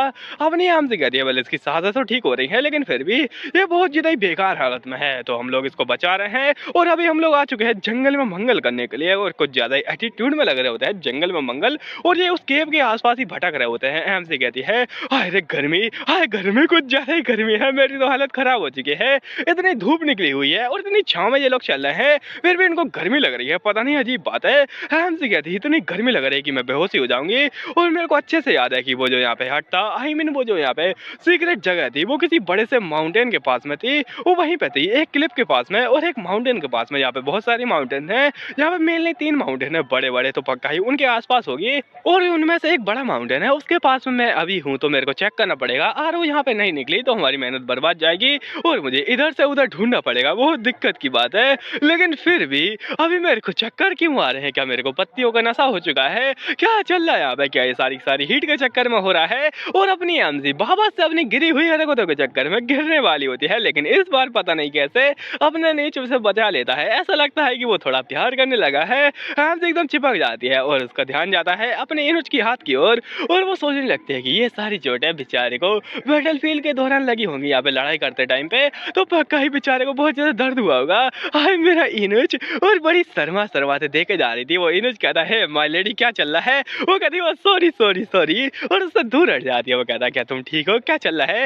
एमजी कहती कुछ नहीं, बस मेरे को थोड़ी गर्मी लग रही, कुछ ज्यादा ही गर्मी। और अपने मन के अंदर सोचती है ऑफ कोर्स मेरे को गर्मी लग रही है, लेकिन उसका मतलब ये तो नहीं कि मैं किसी मर्द से चिपक जाऊं। अपनी गर्मी के चक्कर में मेरे को थोड़ा शांत होना पड़ेगा। वो कहता है एक्सक्यूज मी और अपनी एमजी को उठा लेता है। एमजी कहती है ये क्या कर रहे हो तुम? मेरे को ऐसा क्यों उठा रहे हो? वो कहता है तुम्हें आराम से चलना चाहिए। एमजी कहती तुम बहुत ज्यादा थक जाओगे, अगर तुम थक गए तो हमारा क्या होगा? हम लोग भूखे मर जाएंगे, आराम से चलो। तो वो कहता है चिंता मत करो, वो जरा देखो सामने कुछ है और हम लोग वहाँ पे आराम कर लेंगे अगर सामने कुछ बैली वगैरह निकली तो। एमजी कहती है वेल ठीक है, अगर ऐसी बात है तो कोई बात नहीं। अब ये आराम से चल रहे होते हैं आगे और आगे एक झरना होता है। वेल ये बैली ऐसा ही सीन है जो कि काफी ज्यादा बढ़िया है और मैंने इस सीन को बहुत बार देखा है रियल लाइफ में। अपनी एमजी कहती हाय हाय हाय पानी, मजा आ गया। और ये सच में बहुत ज्यादा बढ़िया बात है, मेरी गर्मी ही निकल गई सारी सारी। एमजी को बड़ा ही मजा आ रहा होता, जन्नत में पहुंच चुकी होती है वो। और पीछे से यहाँ पे अपना इनुच कहता है वेल अगर तुम्हें कुछ भी चाहिए हो। तभी वो पीछे देखता है और कहता है ये क्या चल रहा है? अपनी एमजी कपड़े निकाल रही होती है, वो उसकी पीठ की ओर देखता है और शर्मा के लाल टमाटर हो जाता है। अपनी एमजी कहती है क्या बोला तुमने? वो कहता है कुछ नहीं, बस मैंने यही बोला कि अगर तुम्हें कुछ भी चाहिए हो तो मेरे से मांग लेना। एमजी कहती ठीक है। और उसके बाद में वो कहता शांत, अपने आप को एकजुट करो और तुम ऐसी गलती हरकतें नहीं कर सकते हो, तुम क्राउन प्रिंस हो। तभी अपनी एमजी आती है पीछे से, उसकी कॉलर पकड़ती है, आई मीन उसकी शर्ट पकड़ती है और कहती है क्या तुम यहाँ पे मेरी हेल्प कर सकते हो? अपनी एमजी बड़ी प्यार से कह रही होती है। ये कहता हाँ लेकिन क्या बात है? वो कहती है कि प्लीज ये मेरे जो बटन है ना उनको खोल दो, मैं इनको ठीक से खोल नहीं पा रही हूँ। और इतना सुनते ही तो इसकी आग लग जाती है इसके मन में और कुछ ज्यादा यहाँ पे इसके अरमान खड़े हो चुके थे। ये कहता नहीं कंट्रोल में लाओ अपने आप को और इसकी ओर देख देख के ये शर्मा जा रहा था। एमजी भी कहती है ऑफ कोर्स ये बहुत ज्यादा एम्बैरेसिंग है, लेकिन मैं क्या करूँ, मेरे हाथ पहुंच ही नहीं पा रहे तो मेरे को इससे हेल्प मांगनी ही पड़ी। और वो कहता है मेरे को हेल्प करनी ही चाहिए, ये मेरा फर्ज बनता है। उसकी ओर देखता है और बड़ा शर्मा रहा था। वेल इसके डायलॉग जो है वो बहुत ज्यादा बकवास थे, तो मैं थोड़ा बहुत ऐड कर दूंगा, कोई बात नहीं है। और वो उसकी ओर ऐसा देख रहा था जैसे कि अपनी एमजी को अभी खा जाएगा, कुछ ज्यादा ही उसको टेस्टी लग रही थी अपनी एमजी। पर वो कहता नहीं अपने आप को काबू करो और मेरे को ये करना ही पड़ेगा।